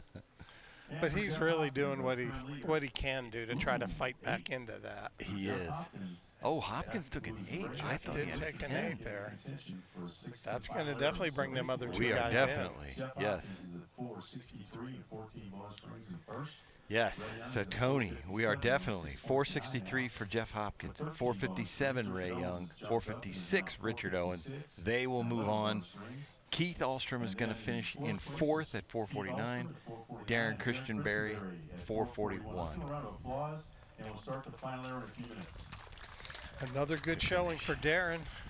Absolutely. With his left-handed elite. He just keeps picking away. One of these times, he's going to get up there because he puts a lot into this game. So this 6th arrow, okay. Anybody within 10 goes into the 6th arrow. And so this is basically a battle for second. I mean, these guys are far enough behind Jeff. And second, like we said before, second and third, there's thousands of dollars of difference. Absolutely. In sponsorship, contingency money. Yeah. So they both really want that second place. And we did bring out the Wolverine again for our last chance archery, last chance arrow. So we are going to shoot that. And Scott Parrott is moving the shooting line. He's going forward quite a bit. Now he's walking back. He walked forward. He walked back. He's still walking. Perfect. Hasn't picked his shooting spot yet. What do we got for these gentlemen? Asking them where they want to shoot from. He's explaining the situation. I don't know. They're walking There up. he goes. All right. That's a pretty good distance in front of the normal shooting line. First up is going to be Richard Owens. And they will get a minute to judge this. Try to get their bearings straight. And again, this is your podium. These are the top 3 guys. And Matthew's sweep of the event for the senior pro class. Oh, yeah. So Richard and Ray have to make decisions based on trying to catch Jeff and also not trying to lose that second All right, place so position. Tony, you are either Richard or Ray. Start your 1 minute judging period. Well, like Richard I said, goes first. Yeah, Richard's going to set the tone. I mean, if he feels comfortable on that target, he may try to gun at it and try to get a 14 and force Ray to do the same. He may be more comfortable aiming at the upper 12 because that's his game. That's the way he likes to play. And gotcha. It's been a little while for Richard to get on a podium. I think it's really important for him to get on there. Yeah. He's got that locked up. Maybe he'll just try to gun at that for second place. So talk about feeling comfortable where you're aiming. Well, you sort of get a routine of how you judge targets, how you like to aim at targets, the spots you like to pick, the places you like to err. Gotcha. I typically like to err to the high side. So I'll aim like at the bottom of the upper and try to get it to climb into it. Right. And that way if you make a rough shot, it's usually low. Right. Because of gravity mainly. Makes your bow bobble. Yep. So that's sort of guarding against that. And to your point of comfort, when we're out shooting in the field for qualification, the 14 is not in place. So you Correct. shoot at the 12 a lot more. Yeah. And the 14's way out there off of the core line. Yeah. Above the color break. All right. So the 12's an easier spot to aim. That's what I would guess he's going to do. Yeah. Because if he hits a 12, Ray has to hit a 12 too. Yeah, exactly. Yeah, 10 doesn't win it. All right. He's waving his hand for upper. Or no, he said he was ready. But I think he still did call upper. Yeah, Cone's in front of him. Yeah, he's calling the upper. Okay. He got his good buddy Joe Pitt out there to hold the umbrella. These two are like a married couple. Blocking that wind for him. Oh, wow. If he called the upper, he's a little light. That's not going to do it. All right. Let's see where But for Ray. on the plus side, really good run for Richard. Ray has to hit the 10. All right, Ray. And when you have to hit it, it gets a little smaller. I was going to say, yeah. You start to tighten up. You start to think about things you shouldn't think about. Tony, I shot the team shoot 2 days ago, and the last target, all I said to myself was, "Don't shoot an 8." So I shot an 8. It's amazing how the mind works. So Hopefully Ray is not telling himself that. We're gonna start your 1 minute. now. Ray has shot really good. He shot a pile of 12s this weekend. Just needs a 10 to take second place. It looks like it's at least a 10. It's at least a 10. I can't see the. Okay, let's see what we got. Another good finish Scott for Ray. Parrott. 10. There it is, 10. Ray Young. All right. So there, And that well, locks up second place. we should say Jeff Hopkins. Now, Jeff- Hopkins has to hit foam. He has to hit foam. I don't think he'll be shooting it in the head. No. Now, this one there is some stakes on the line here, so. Yep. All right, Jeff. We're gonna start your clock now. So a 5 to win, his second in a row, third of the season. Third of the season. The only one he didn't win. Who won that one? I think little Italian guy. And I think he 12'd it. Okay, He has probably foam. He is did. your champion. Jeff Hopkins is our champion. Final score of the 10 on the He got a last 10. target. Oh, he did get a 10. Second, Ray Young. Third, But- Rick Rowe, and 473. fourth is Keith Ahlstrom and Darren. Yes, 3 wins for this season for Let's give him a Jeff round of applause. Hopkins. Great job, The man. other one was won by Tony Taza.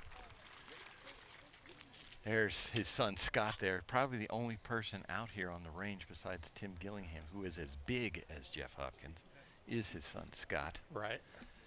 And Scott's a competitor too in the Open Yes, Pro. Open Pro class. Him and his dad have been working hard to get them both out there in the shoot-offs. So Jeff is going to come over to our winners area. We're going to get a word from him on his second word. There he is, Jeff Hopkins, 2 in a row, 3 for this season. How's that feel? Yeah, I guess like the song 3 out of 4 ain't bad. So Yeah, you know, this one was not as harrowing as the last one, however. yeah, I mean this one was still pretty down to the wire, and you guess this game's crazy. Yeah, out there in the dark this weekend, it's hard to see, and just saw great numbers all weekend out there for the most part, but just a few targets. And out here, you come out in the light, it's different. You're trying to be cautious because you don't want to give up the lead, and you want to be aggressive too. And you know, a little nerve-wracking, but very thankful, very blessed, and so thankful for my family and all my sponsors and everybody that make all this possible. Well, take a look at that monitor there, Jeff. We're showing the last shot there. What's going through your mind at that moment? Well, I really wanted to 12 it, and it hit behind the pin. So, you know, at that point, I'm like, well, I'll hit foam even if I misjudge it and shoot low. But I really want to 12 it in front of everybody. But it's all good. Great weekend. Congratulations, Jeff. Tell us how difficult it is coming from those tunnels on that hillside to this wide open space, shooting at them silhouette targets. In my opinion, this is the toughest place to shoot on tour that we shoot out there.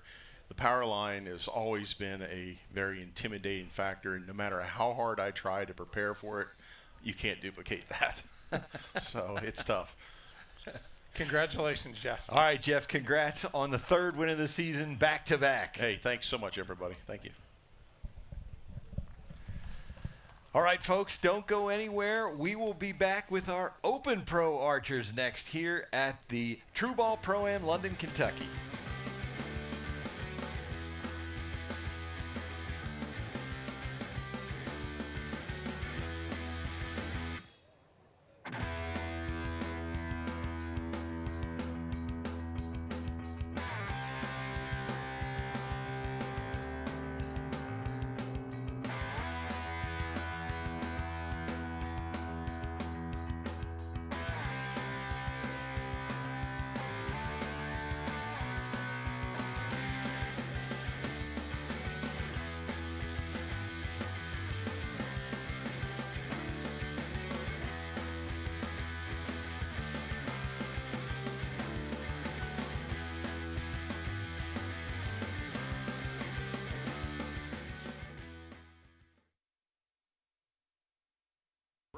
Jeffries, Mr. Ryan Reed, Chris Hacker, Alan Connor, Benny Barger, and your number 1 qualifier from Voorheesville, New York, Jacob Sluzard.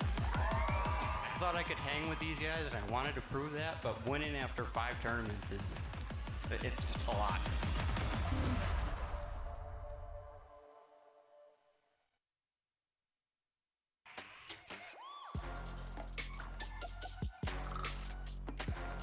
Oh, what a shot. Got it. Unbelievable. So Kyle needs an 8 to win. 8 to win. Oh, he went right at it. Entertain, done. This guy is unreal. That's it. And he got it. Never play it safe, Gillingham.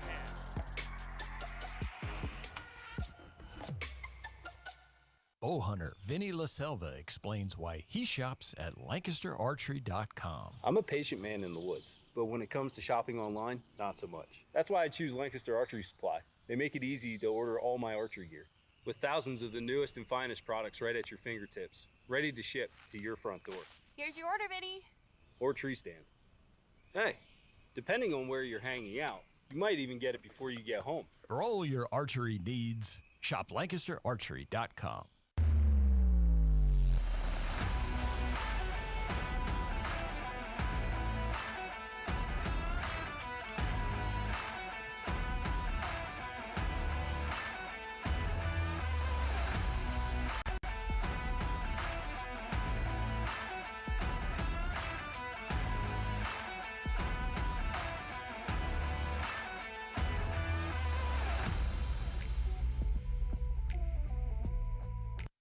The number 1 qualifier in the women's shootdown, Sharon Wallace. Your first place qualifier, Jeff Rainey.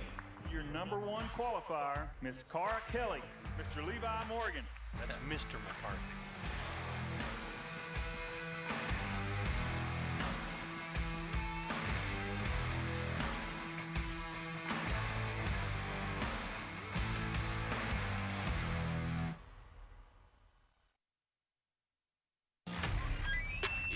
Elite is the world's most advanced and accurate archery experience. We challenge you to go to your local retailer and ask for Elite to demo the Omnia today. CBE, that's custom bow equipment. I'm talking about field-tested, podium-proven, Wow, what a match. premium archery accessories. Check out the full line at custombowequipment.com.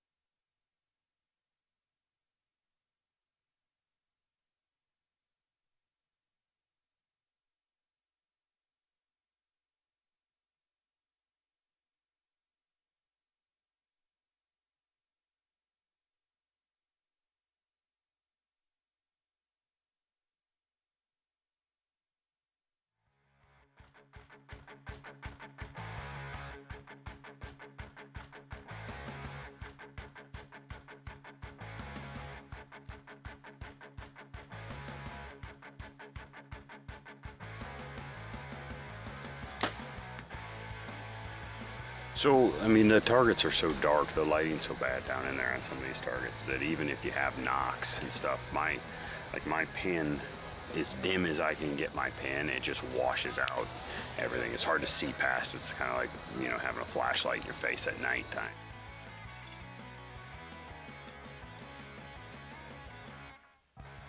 Too much numbers.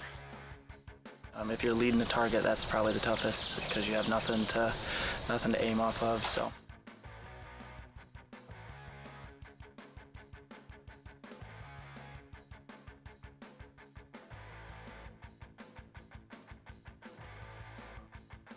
All right, welcome back, everybody, to the True Ball Pro-Am here, London, Kentucky. Tony Taza, Open Pro. There's our leaderboard.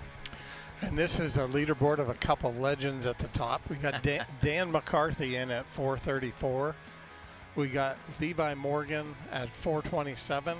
Chris Hacker, he qualified third with a 422. Our own Nathan Brooks in at 420 in fourth.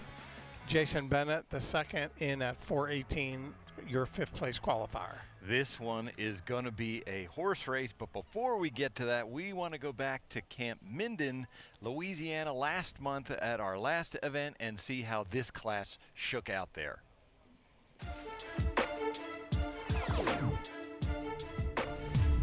Chance and Levi tied on everything. Score, bonus rings. Levi was holding the umbrella for Chance during his win. They were buddies last weekend. Right now, they are not buddies. They're fierce competitors. So you knew the Open Pro Shootdown was going to be a heavyweight battle when Chance Bobo and Levi Morgan entered the arena tied for first. They're good friends, world-class archers, and fierce competitors. Despite their friendship, neither would give quarter to the other. Meanwhile, Chance called up her and there's got Chance. it. But this wasn't just a two-man fight for the top. Only 4 points separated first from fifth. And after the 5 arrows shot in regulation, Chance was tied for first with Brandon Reyes, just 2 points ahead of Levi, Braden Jones, and Ryan Jeffries. I don't think any of them lay up and shoot a 12 here. I just don't. You can't. With the 14 in play, everyone had a chance to take the win. Jeffries was up first and missed the 14 low for an 8. Braden Jones took the second shot and he hit the 14. Good shot, Braden Jones.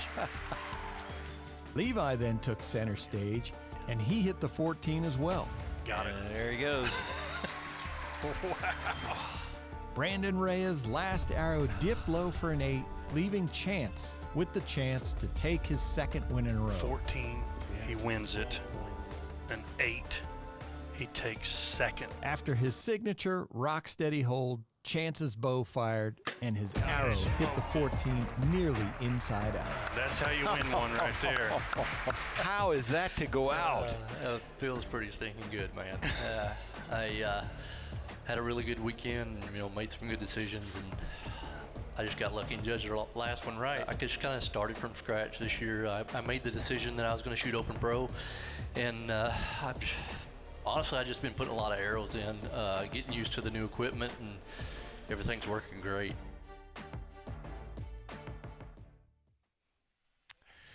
All right, well, I can't wait any longer. Tony, I know you're excited too. We want to get to the action. Brandon Reyes, bring out our Open Pro archers. All right, here are competitors for the Open Pro division. Our 5th place qualifier from Zillionople, Pennsylvania, representing Obsession Archery, Jason Bennett. Our 4th place qualifier from Alma, Arkansas, representing Elite Archery, Nathan Brooks.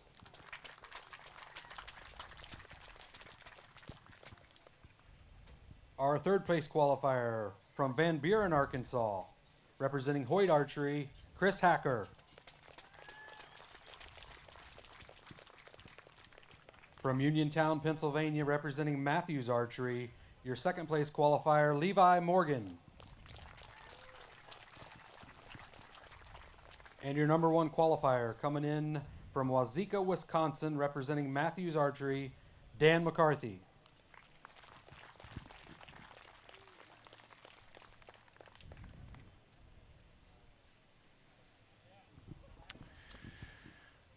All right, there, Tony. We have our archers set on the field there. As you mentioned, there you go, side by side. Dan McCarthy on the left, Levi Morgan on the right. If you're Dan McCarthy, you don't want Levi Morgan, right? And vice versa. No, those two guys have so much respect for each other. They know what they're dealing with the other guy, and they're going to do all they can to get ahead of each other. They are, and Chris Hacker had a great weekend. Nathan had a great weekend. Jason Bennett got in on his last arrow to get into the number 5 spot. So these guys have all worked their butts off to get here. Yeah, and Chris Hacker just recently went to the longer Stratos and is really liking it. That's his bow.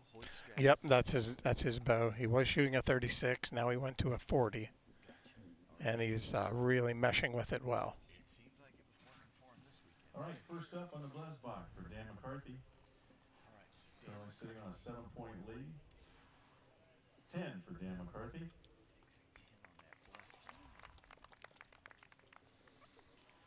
Again, we're judging distance. They don't know how far it is. And for his closest pursuer, Levi Morgan. Center 10 there. Levi Morgan. And so, Tony, we have been here for 15 years. As we heard Josh Grind say, Levi has podiumed 13 times. He's won it 9 times. And for Chris Hacker. Chris looks like he's got a 12 there. No, he called the upper. 10, yeah. 432. Nobody changing yet. Nathan Brooks, if you watch our broadcast, is normally our field announcer. Again, these guys shoot, and he worked his way onto the field. He's got one really close there. He called lower. And for Nathan, and just missed it. 10. Nobody making any moves yet. Jason Bennett on this.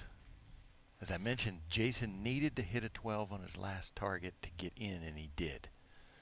And a lot of times their first arrow is just like a gauge. And he went for the 14 and got it. Yeah, talk about that. The first arrow. Yeah, the first arrow you want to make sure your yardage is good. That you got, they judged what, an hour ago? Yeah. And so they sort of don't really remember exactly how far things look. So that first arrow is a gauge. Now they're probably going to go for it. Gotcha. All right, give me a heads up on Jason when he's ready. I know Levi, his game plan is usually, he didn't come here to get second. Nope. So at some point, he's going to start pushing the envelope. Yeah, no matter how much respect he has for Dan, he's here for one thing. Yeah. To represent his sponsors. First place. If you ain't first, you're last. The old Ricky Bobby.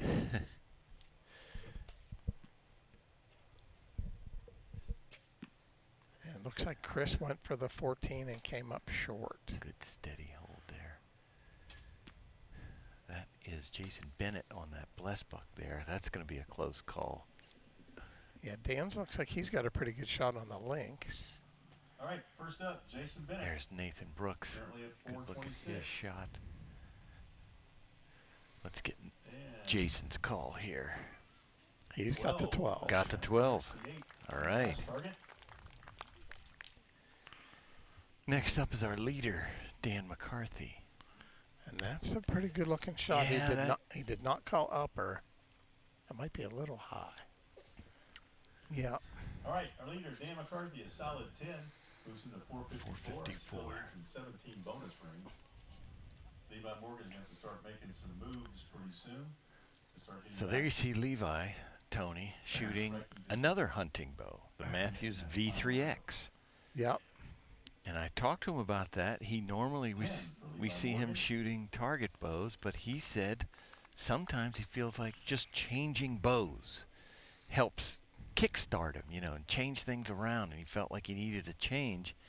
Picked that one up, and he's like, man, I'm just shooting it really well. Yeah, I could see that. I mean, sometimes you just need to mix it up.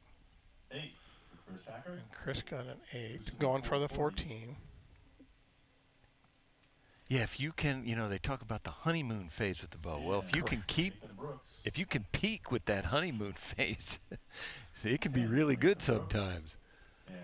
10 for Nathan Brooks. All right. Dan still holds on to So, run through that leaderboard for us now. Yeah, Dan's still got a 7-point lead over Levi. And then after that, he's got a 7-point lead over Nathan and Chris. And then Jason is at 438. 2 points behind them. All right, Levi has moved to a shorter target. Yeah, he's on the Coyote. Yep. And this is his place to make a move, I would guess. Yeah. Because Dan's on the long bore. All right, Nathan's ready, so gentlemen, we'll start your 1 minute. I wouldn't be surprised to see a 14 shot at here by Levi. Oh, here's our three-way split there for. There's Levi on the right. Jason, Dan in the middle, Levi on the right. Keep an eye on that 14 on the right. Yep. I think we'll see an arrow go in it. Everybody stalling a little bit here. They get a minute to shoot. Yeah, I think a little gust of wind came across and they decided to hold off.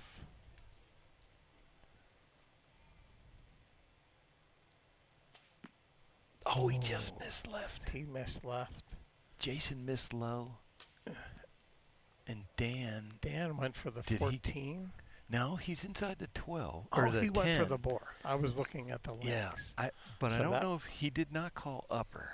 That was Bennett going for the links. Yeah. So, there is a 2-point swing for Dan. First up, Nathan Brooks.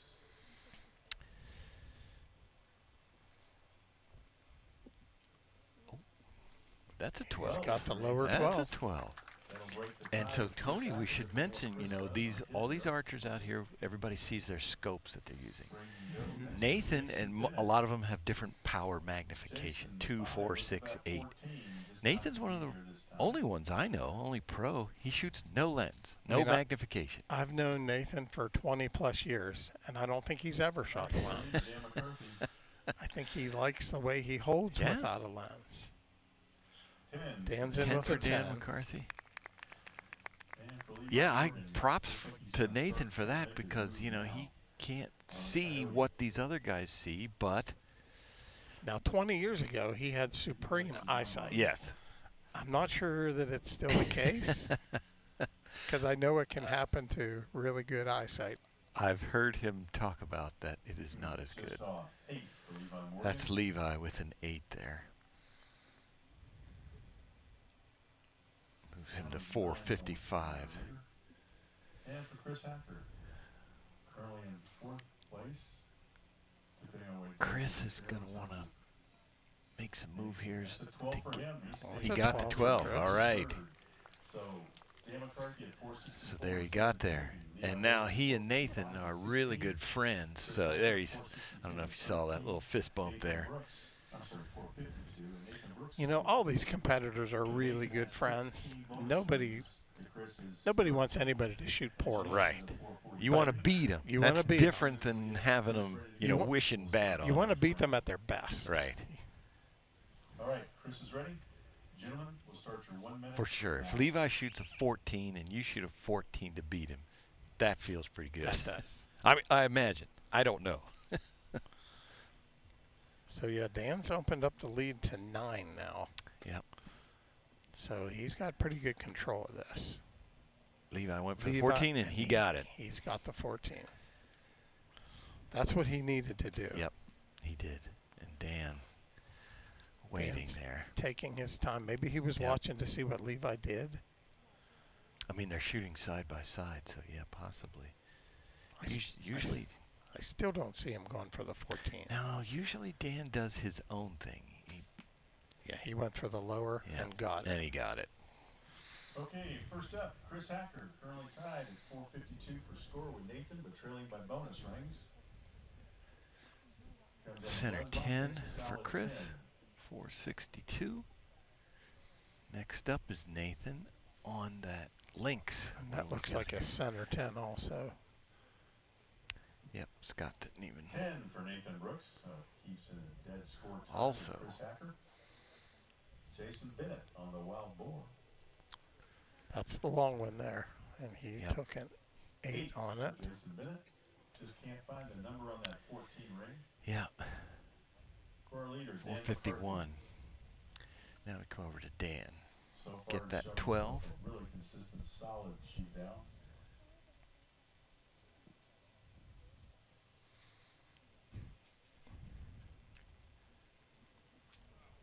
That's a 12. That's a good solid 12. Yeah. That'll put a little more room in Dan looking for his first win of the season. Next for Levi Morgan on the grazing doe. That'll be a good take home for the McCarthy household if he gets it. That will be a good one. Stick around for a 6-0. So there Levi picks up 2 on Dan. Yep. Got a 7-point lead.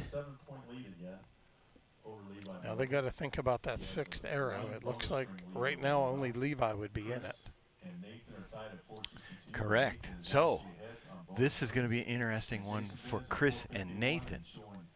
We want to watch that shoot down because Chris will be shooting at the links and Nathan's got the long bore. Ooh. That favors Chris in that department. Nathan taking a good look down there. This is the 5th scoring arrow.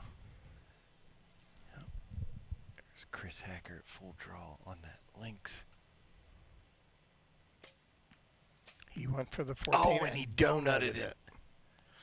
Good shot for Chris. Nathan.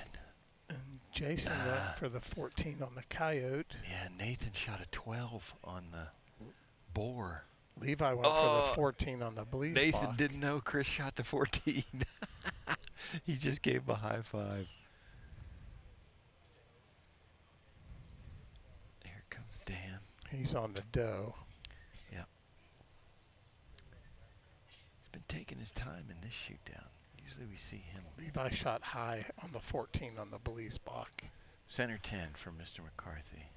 All right, let's see who gets to stay within 10 points. But this is going to be a good finish here when we call these arrows. I think this one could be over, PJ. I just want to see Chris Hacker and Nathan here. Levi took a 5 there on the bleeze block.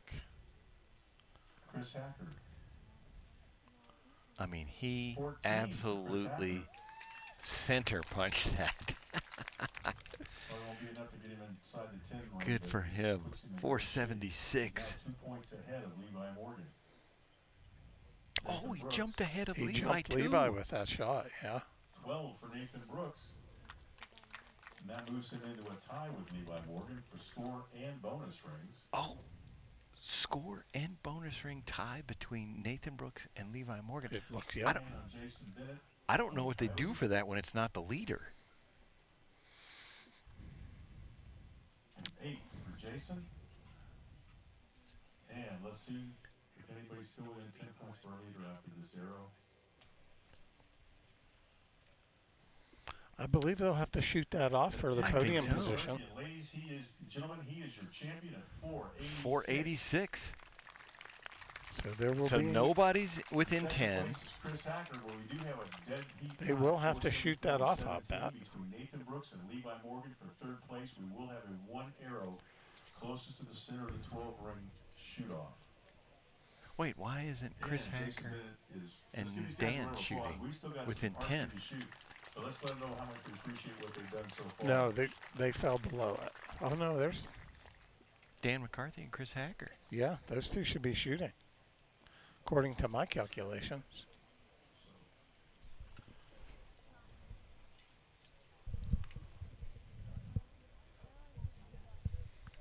Yeah, I think we may have to check something out here. We'll check them on the score. Brandon Reyes is going to ask about this. But first up, I have that score too. So we are going to go over here and have Levi shoot off here. Oh, I apologize. We have another. Yes, we are correcting. I thought so, Tony. For once, our math was right. Yeah, so Chris is within 10 points of Dan. We have to have a shoot-off. Arrow for Chris Hacker. But, And we're going to have a close to 12 with the other gentleman. oh, okay. We are... We'll do the 3rd place arrow first. So they're going to break the 3rd place tie. Okay. With a 1 arrow closest to center. Yes. And then they'll allow Chris and Dan Yep. to finalize the tournament.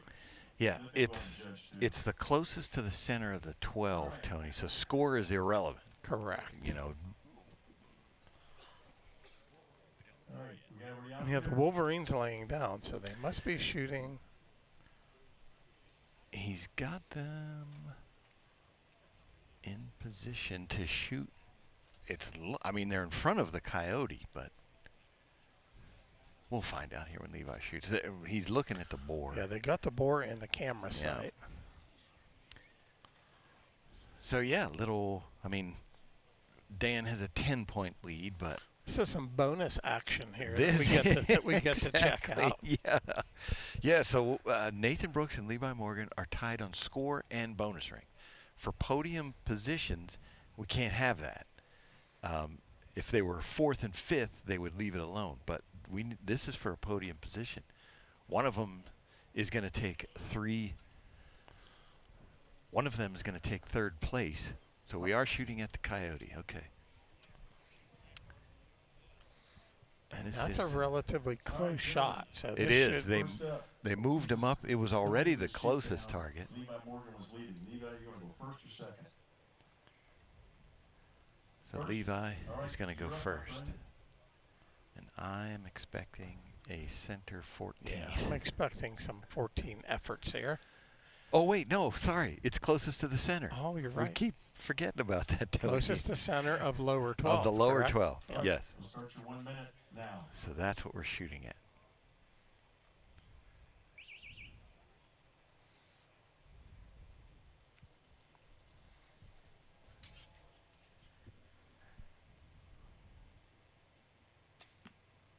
Oh, that is as close as That you can is get. inside out. I don't know how you get closer than that. They're going to measure it. I don't even know. I'm not sure the right side of his shaft isn't in the middle. I think it is like in the center scribe. Wow. Well, Nathan has his work cut out for him. That was a perfect shot. Look at the hole. I mean, Yeah, it's still that there. hole is dead center. Yeah, that's going to be a tough one for him. If he would put it in that hole, he would tie. I think that's his only. That's his only play. Yeah, and as we talked about, with him not having any magnification, he may not be able to see that hole. He's not seeing it the way Levi saw it through his No. lens. But Nathan's been around a while. He knows where it is.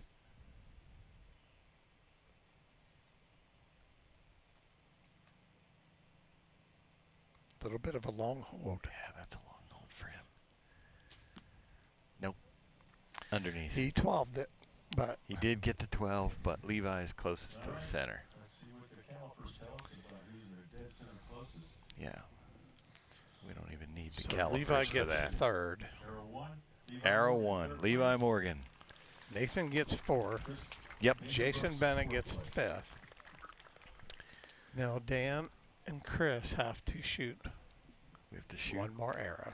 So Levi Morgan makes it 14 podiums out of 16 here in London. That's quite a record there. That's pretty good. All right, Scotty, what do we do next? Okay, now.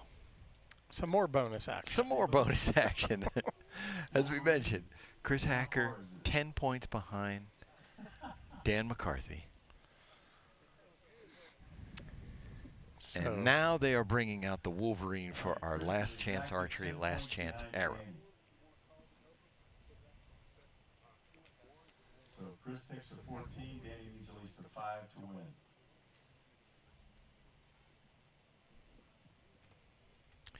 Maybe another Wolverine to the crowd on this shot.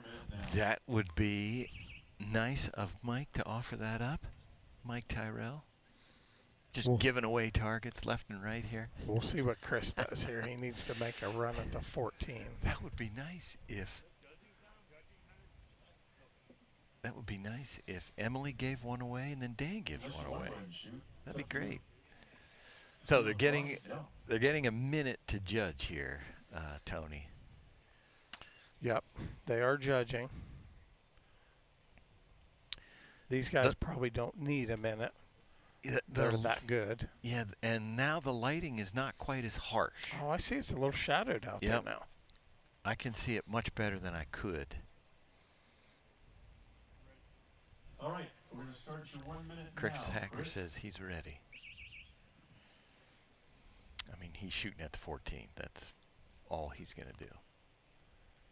I'd be surprised if anything else. So he goes after it and comes up a little short. Yep. Nope. That's a 484. Yep. So Dan's already got that. He's already beat. won. You want to take the shot, or are you happy? You'll shoot it? He wants to shoot it. All right, Here we go. Another Wolverine. Here we go. If you hit it in the head, Mike Tyrell is making the offer. Now, if he misses the Wolverine's head, his wife's going to harass him. Something That's terrible. right. Yes. That's right. You want to shoot for the head? We'll give you the coyote. Mike Tyrell is saying if he shoots for the head of the Wolverine, he's going to give he's away going the to give coyote. away the coyote. To a young fan. in the To a young crowd. fan. Yes, yes. Yeah. We're not negotiating this, Dan. You shoot the Wolverine, that's all. Dan wants to shoot a different target. All right. I know the two of them have won events before, but I don't know if the two of them have given away targets on the 6th arrow before. I'm pretty sure that's never happened. Oh, that's a good view of that Wolverine, isn't it? Yeah.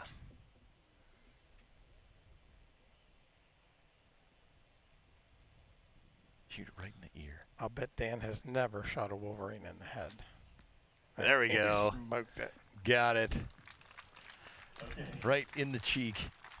All right. I think Emily was a little better shot. You know, in the ear, yeah. It I was think closer so. to the ear. That's a 3-hour target.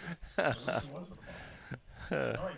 Congratulations, Dan. So, yes, Dan McCarthy is our champion. Chris Hacker takes second. Levi Morgan third to fill out our podium. And so Emily wins her first tournament of the year. Dan wins his first tournament of the year. There's going to be a lot of those Happy Gilmore checks in that little Prius There will when be. they go home. Heading to Wisconsin. The McCarthys are known for traveling in this tiny Prius, and those big checks really look funny in there, so it's great when they have a bunch of them to take home.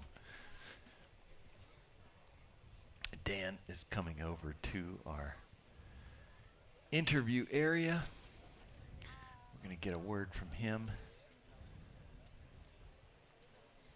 on his first win of the season. Dan McCarthy, first win of 2023. How does that feel? Feels great. I mean, it really does feel good. Every win you get, any win you get, better be thankful for it because they don't come very often, and might be the last one. So take a look at that monitor there, Dan. We're going to show you your shot on the Wolverine. What's going through your head? I know you want to do it for the kids. To give that one away. Really, I was just like, please hit it in the head. I don't like fletching arrows. I don't want to have to fletch another arrow. No, it's just, yeah. Any shot like that where you don't have a whole lot of pressure feels awesome. I'll bet you, Dan, this is Tony. I'll bet you practice that shot quite a bit. Oh, yeah, all the time. Now, after the last shoot, you went home and recharged your batteries, and now it looks like your back is like you never missed a step. Yeah, shooting good. Took some time off. I honestly just did some fishing and enjoying some stuff, and glad I did. Felt good. Just clear the mind, kind of start over. I don't know. I'm so confused how I won this tournament. Well, just great crazy round, thankful for it. Great round. A huge congratulations to you. All right, thanks, Tony. Appreciate you, man. Congrats, Dan. First win of 2023. You are the True Ball Pro-Am champ here in London, Kentucky.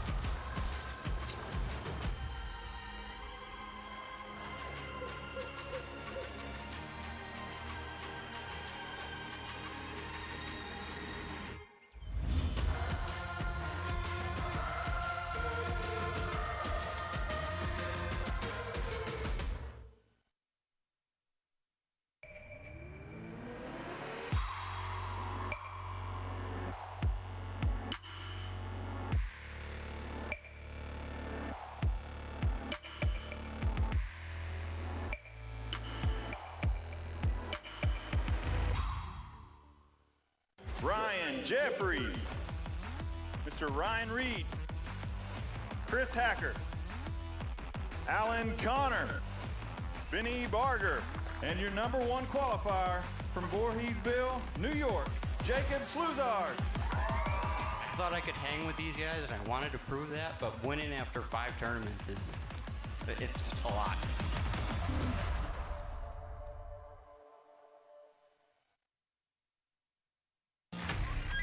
Yeah. Elite is the world's most advanced and accurate archery experience.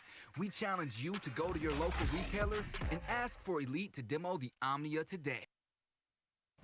CBE, that's custom bow equipment. I'm talking about field tested, podium proven. Wow, what a match. Premium archery accessories. Check out the full line at custombowequipment.com.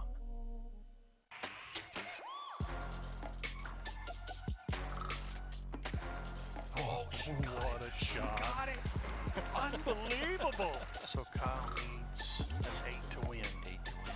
Oh, he went right at it. Entered in. Done.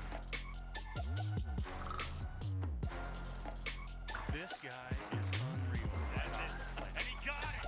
Never played it safe, Gillingham.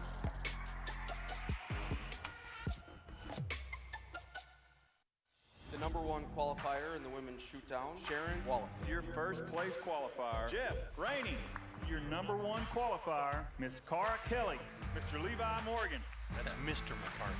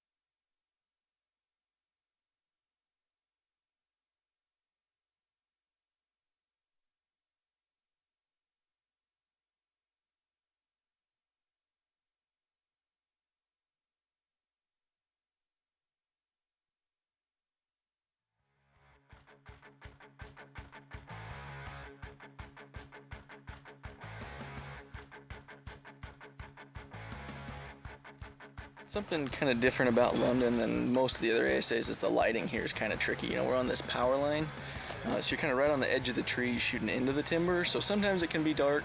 This weekend it hasn't been terrible, but definitely a little darker than most.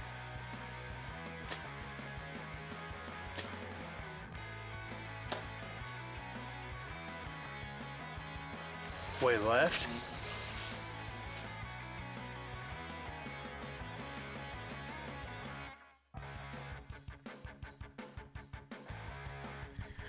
All right, Tony, welcome back, everybody, to the True Ball Pro-Am here in London, Kentucky. This is our known pro leaderboard. Tell us what we're looking at. Okay, we got some familiar names here again. We got Justin Hanna leading at 452. Kyle Douglas and Jace Boyles in second and third with a 450. Austin Taylor in at 444 in fourth place, and Donnie Thacker in at 442 with the fifth position.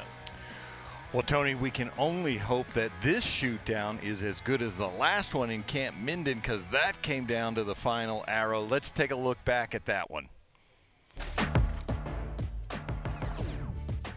This guy, he's big time. That's what he's known as. Shooting for elite archery, Curtis Broadnax. Moving to the last shoot down of the night, the previous 5 felt like they took only about 30 minutes because the action was so good. There's no way Known Pro could keep the thrill going, could it? All right. It could, and it did. Curtis Big Time Broadnax shot a clean round to stay ahead of the pack for the most part, although Matthew Burns smashed a 14 in the middle of the shoot down to take a share of the lead for one target. There's Big Time.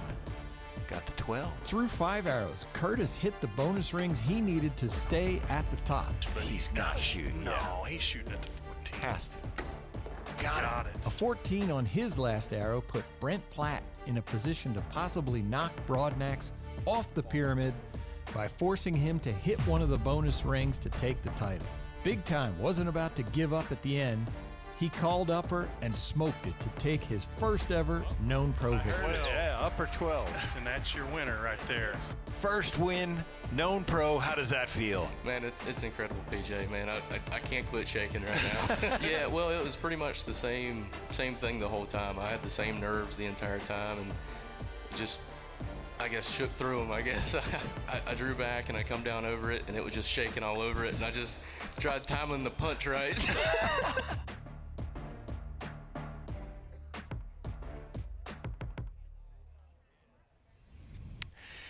Great to see how that one played out at the end there for Curtis Broadnax. But now we've got a new slate of 5 archers. Brandon Reyes, bring them out for us. Okay, here are competitors for the known pro division. Qualifying 5th from Wingo, Kentucky, representing Hoyt Archery, Donnie Thacker. Your 4th place qualifier from Winnipeg, Manitoba, Canada, representing PSE Archery, Austin Taylor. Representing Elite Archery from Albany, Kentucky, Jace Boyles.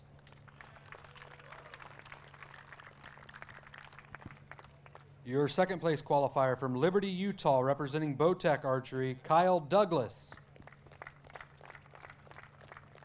And your number 1 qualifier from Asheville, North Carolina, representing Elite Archery, Justin Hanna.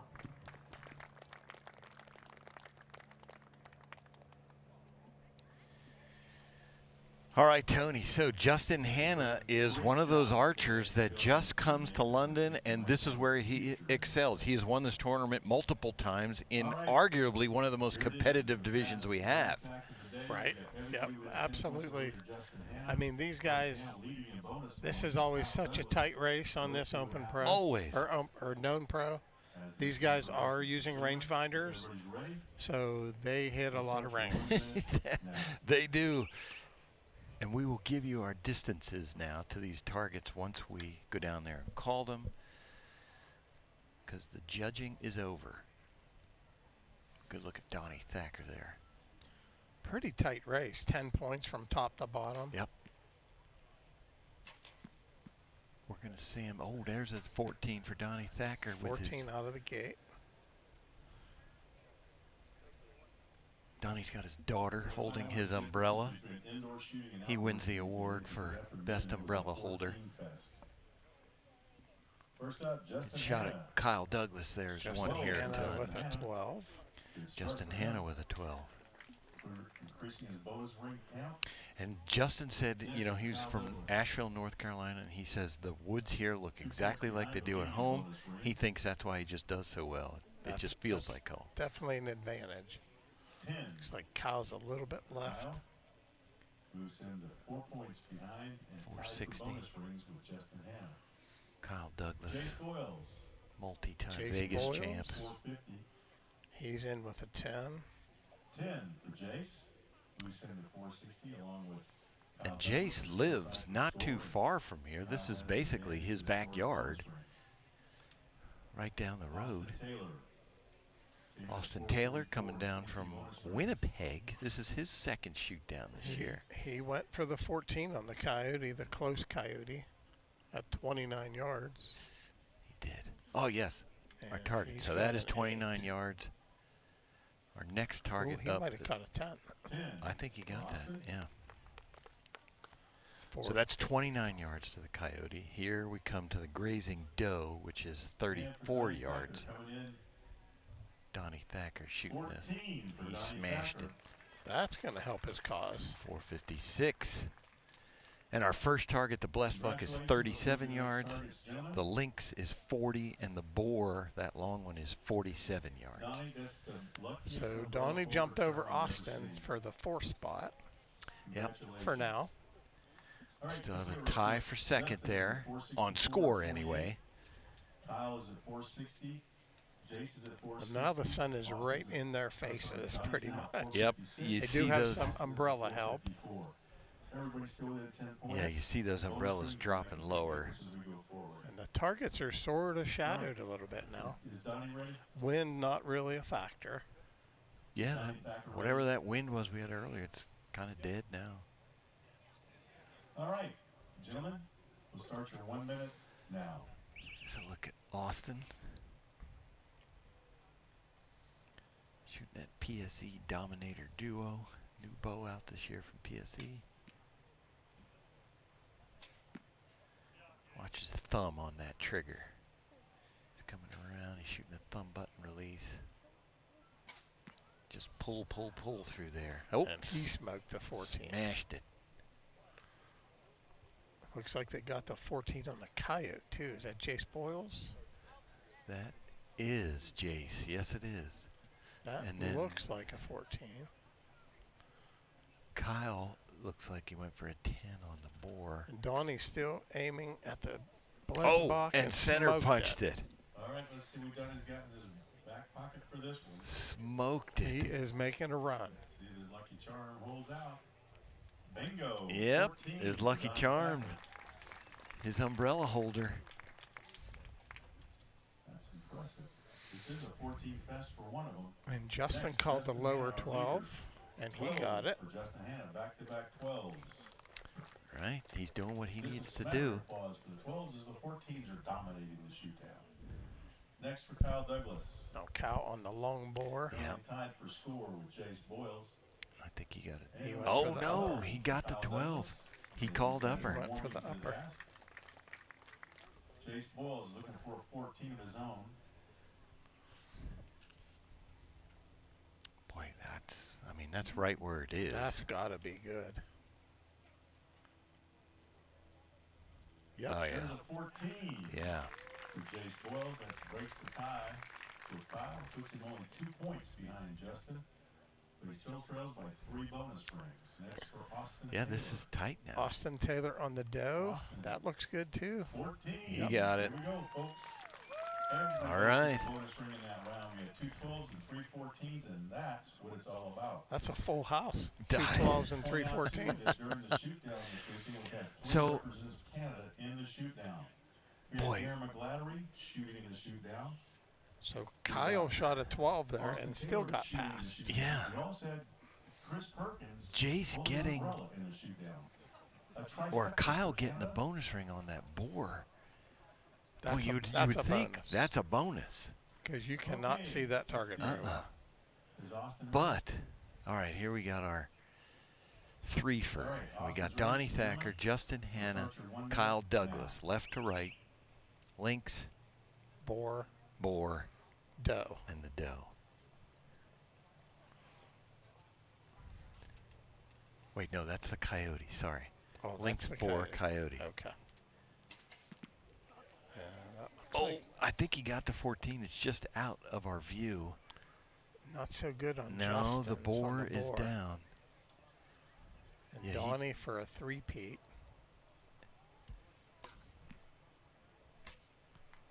Oh, I think. Oh, just Donnie over missed it. High. He did. There. Oh, that's close. Man, did he pull the line? We're going to find out. Austin Taylor on the Blesbach. He takes an 8. 476 for Austin. Now Donnie Thacker. Donnie Thacker. This one's going to slow down his run. Yep. 5 for Donnie. That's going to hurt. That hurts. And a hush falls across the crowd. Like Tyrell says, a hush falls across the crowd. Especially Donnie. Next up, Justin Hanna, our leader. And that's an 8 on the That's long a board, rare. too. 484. All right, somebody has to get a bonus ring this round. Yeah, Kyle Douglas shooting at the coyote, and I want to see this one up That close. looks 'cause pretty good to me, naked eye. For Kyle Douglas, That's going to be big if he hits that.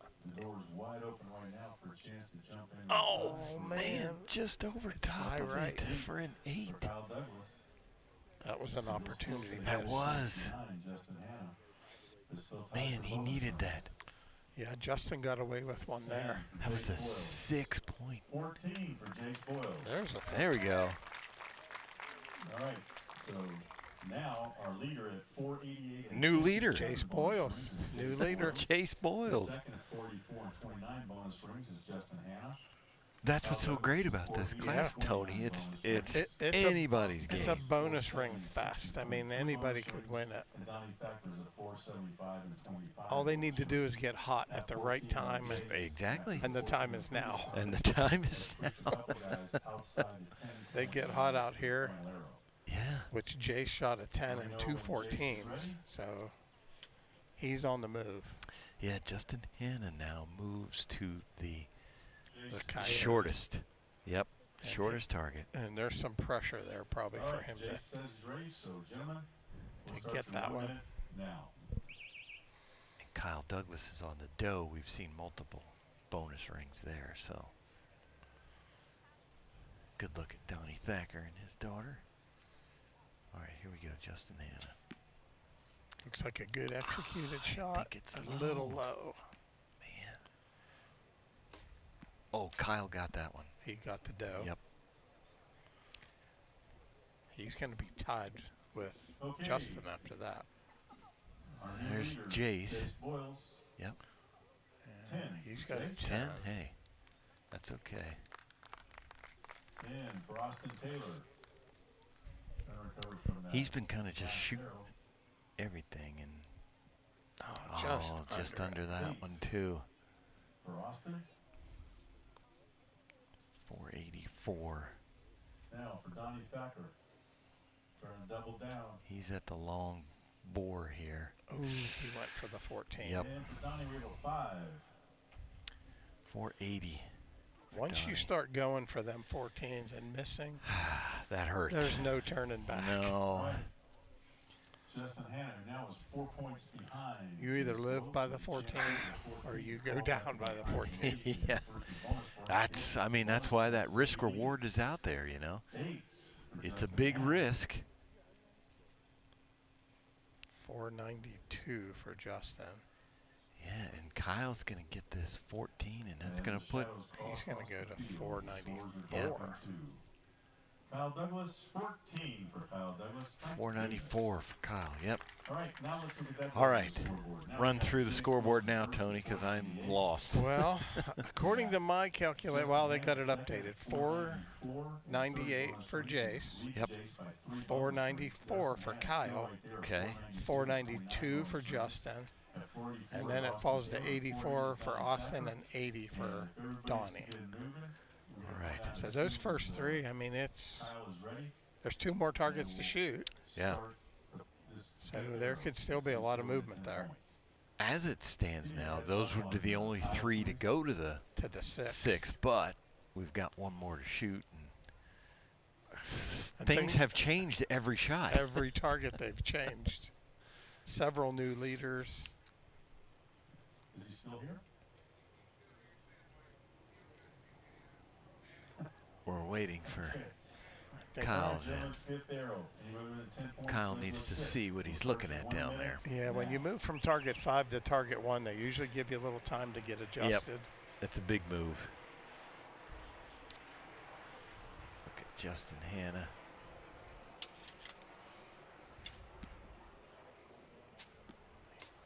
He didn't like that look. No, that's low again. That's 3 in a row he's low on. And Kyle smashed a 14 on the Blesbach. And who's shooting that boar? They got the 14. That's Austin. That's Austin. 4 points behind our leader, but has a Kyle is in with a 14. Oh, yeah. On the There we go. Another really hard target to aim at on that one. Crazy. 508 for Kyle Douglas. definitely going to be in that 6th and final arrow. Next up is Jace, what did he do here? 10 for Jace Boyle. Okay. Also, now he's tied. 508.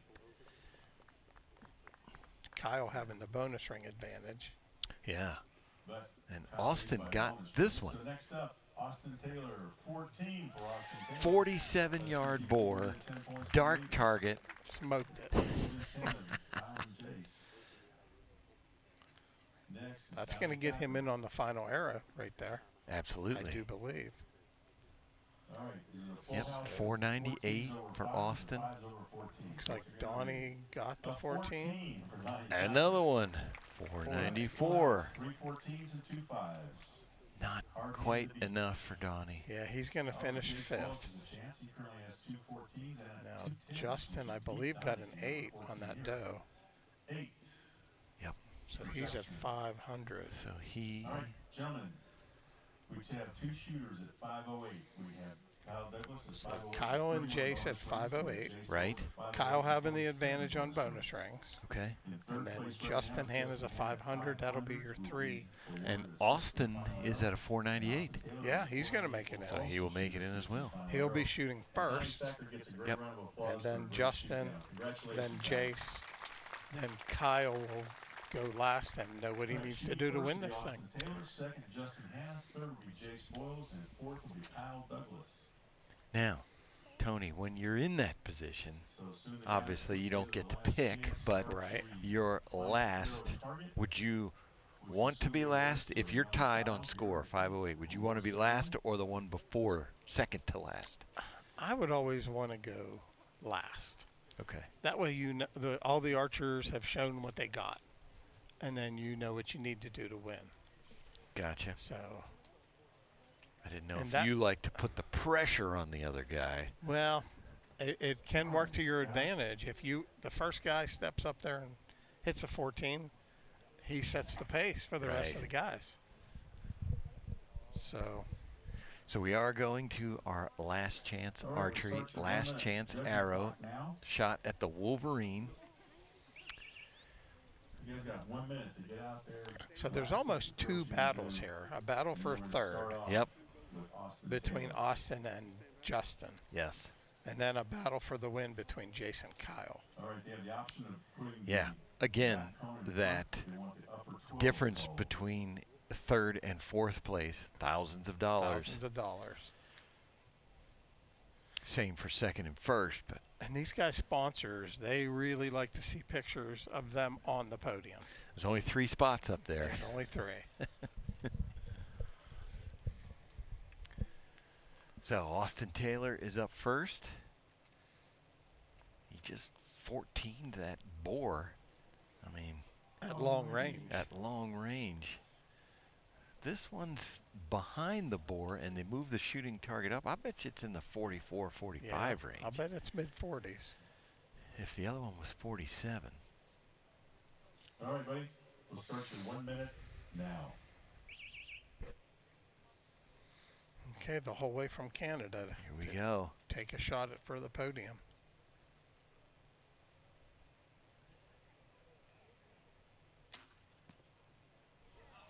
Oh, he got it. He's got it. He got it. Now he sets the pace. That's it. He's got a 512 with 24 bonus rings, I think. Yeah. So Justin has to do that. Well, he shoots a 12. He shoots a 12. He beats him on bonus rings. Okay. 24 to 29. So to your point about what you feel comfortable. Right. This is the difference between a podium. He needs to hit a ring. Podium. Yeah. If he hits a 10, he gets 4th. And his last couple shots were low. I don't know if he's thinking about that, factoring that in. His confidence has got to be a little shaky at the moment. He wants the upper 12 call. But this guy's as tough as anybody out here. Absolutely. He did call upper. 1 minute now. Yep, his cone is out. That is the easier ring to aim at for the 12, the upper 12. I believe it is. So let's see. Oh man, that's so close. The upper 12. This is a game of so millimeters. From I think that's pulling. Maybe that's stretching that line. I'm not down there, and I don't have good eyes, but boy, is that. Boy, that line looks pulled to me. It sure does. Scott Parrott's going to take a long look at that. Oh, man, there you go. Good shot at that. 10. Oh. Scott Parrott says a 10. He must have seen something down there. Yeah, wow. There was just a little bit of area there.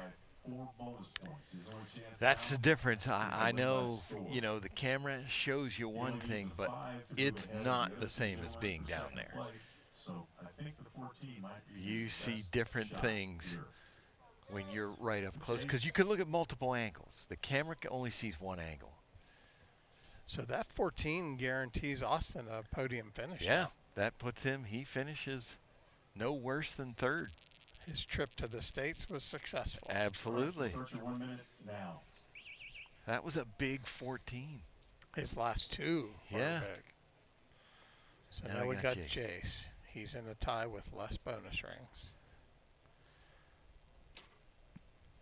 He went at it. He went low. No, that's going to be an 8. He's looking for the number he needs. He knows the 5 is going to take care of the business as far as second place, but he wants to put the bar out there. That's yep. an 8, 5, 6, So, 8. So an 8 for Kyle, and he wins. 8 or better. Yep. All right, Kyle. You need a 10 to win. If you shoot a 14, people are going to wonder about your a 10 to win. Oh, maybe Jace has a bonus ring. No, Kyle has the bonus ring advantage. Oh, okay. I think he needs an 8 to win with bonus rings. It's kind of nice to see the senior pro Either way, helping the junior pro champ. I would be very surprised if Kyle Douglas did not shoot a center 10 if he aims at it. Well, he's got Tim out there. Maybe Tim will coach him into shooting a 14.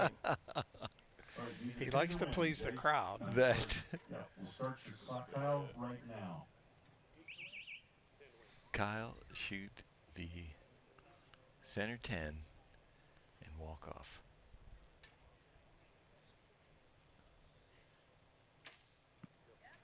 Yep. Dead There he goes. Let's just see what happens now.